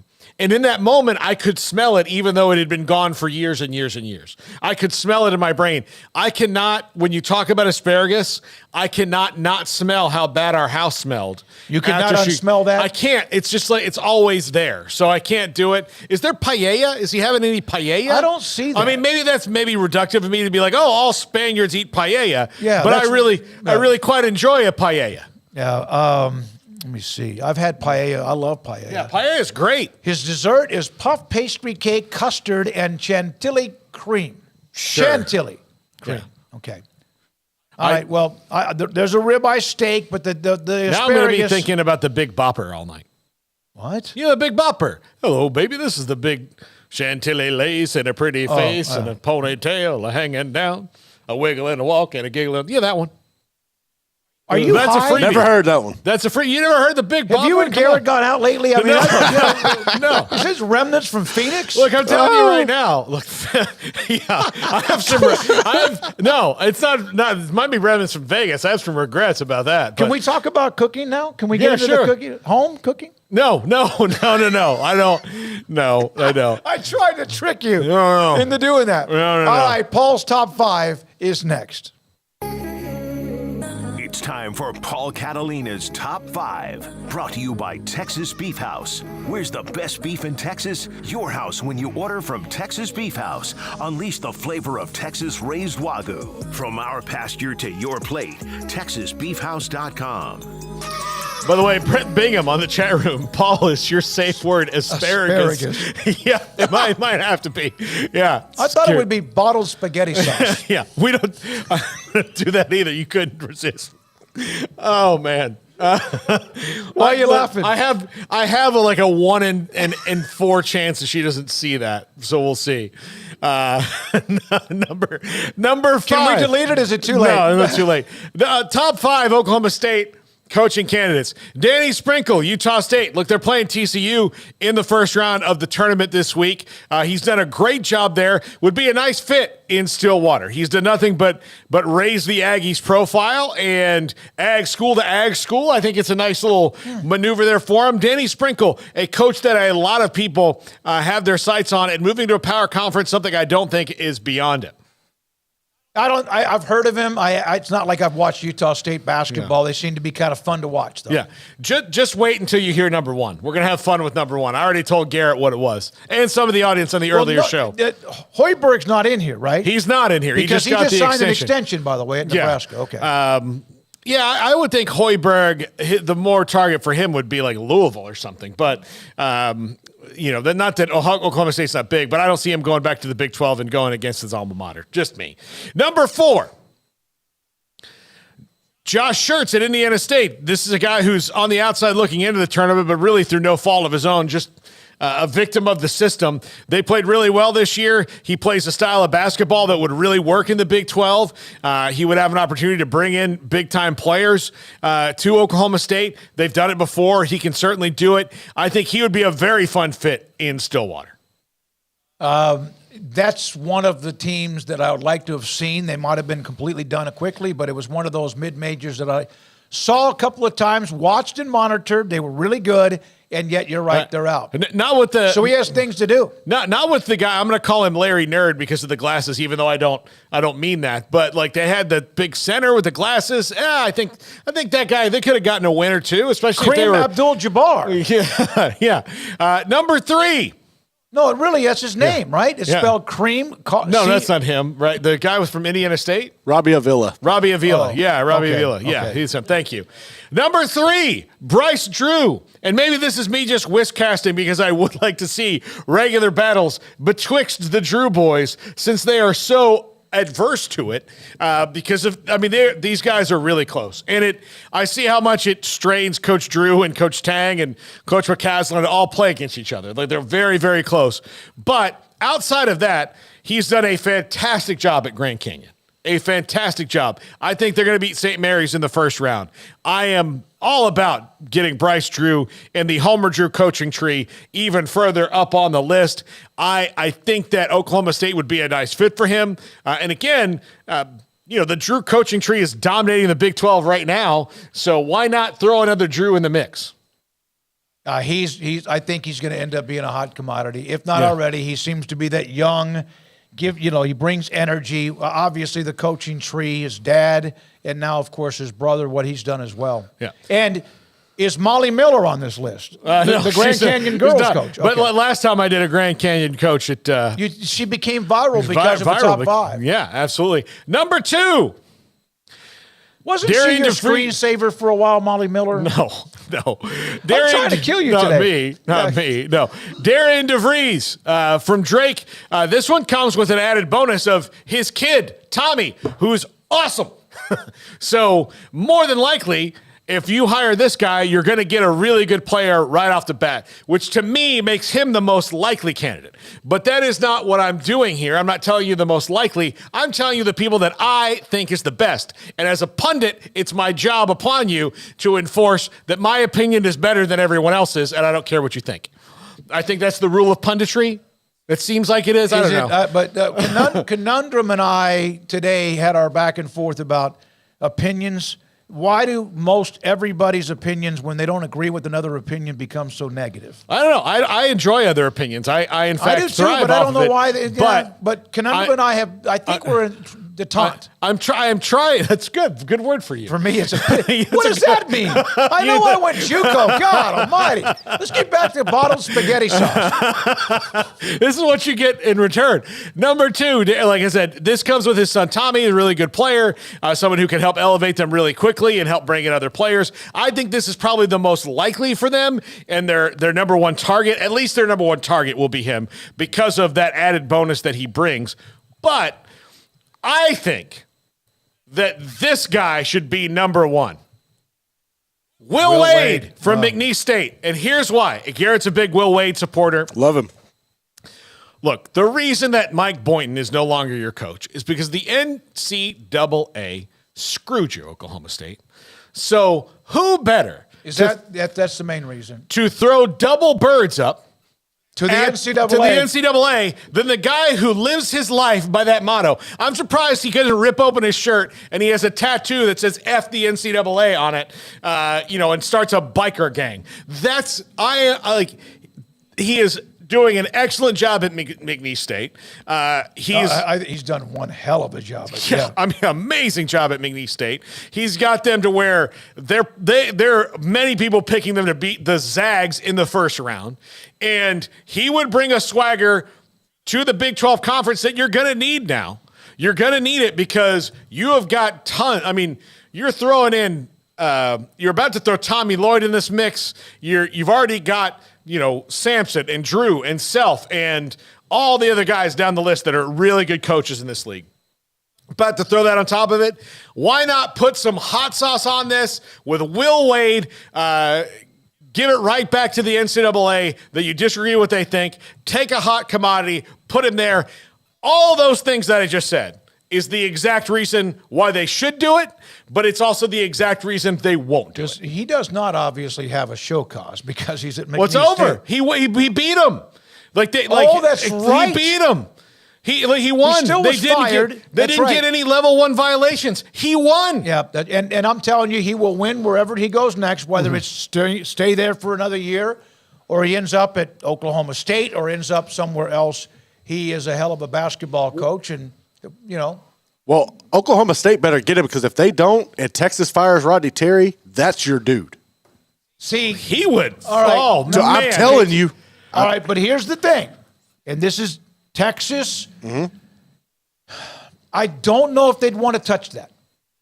Man. No matter what. Well, they are very antiseptic, right? No, they really are. They really are. Because one, they don't have to, because there'll be others that will be even bigger names or guys that they feel like. I don't know if they would touch anyone with any kind of blemish. I'm just telling you, he would do well wherever he's going to go next. And obviously, if you have more facilities and all the other stuff, I just don't think they would do that. They might not, man, but he knows that league and everything. That would be tremendous. I get it. You're right, because of the time he was at LSU, but he's a hell of a coach, no question. What are they, like 32-3 or something crazy? I think so. I don't even. It could be 28-10. All right. Thanks to Emery Winter. Thanks to Jack McKenzie. Craig Smoak is back at football practice as Baylor started spring drills today. Hey, tomorrow we have Tim Brando. Tomorrow we have Chris Fanini from theathletic.com on a lot of things college football. And there's a couple of other... On the Richard Carr hotline, we'll have Tweety Carter. Tweety Carter, former Baylor star, now assistant coach for Scott Drew. He will join us too. And that's just the start of what we have for tomorrow. For Paul Catalina, I'm David Smoak. Thanks for those of you in the chat room, the text we got today, watching or listening to us and our incredible sponsors day in and day out. Tonight, Sports Tonight, the CW at 10:30. Good night, 365 Sports.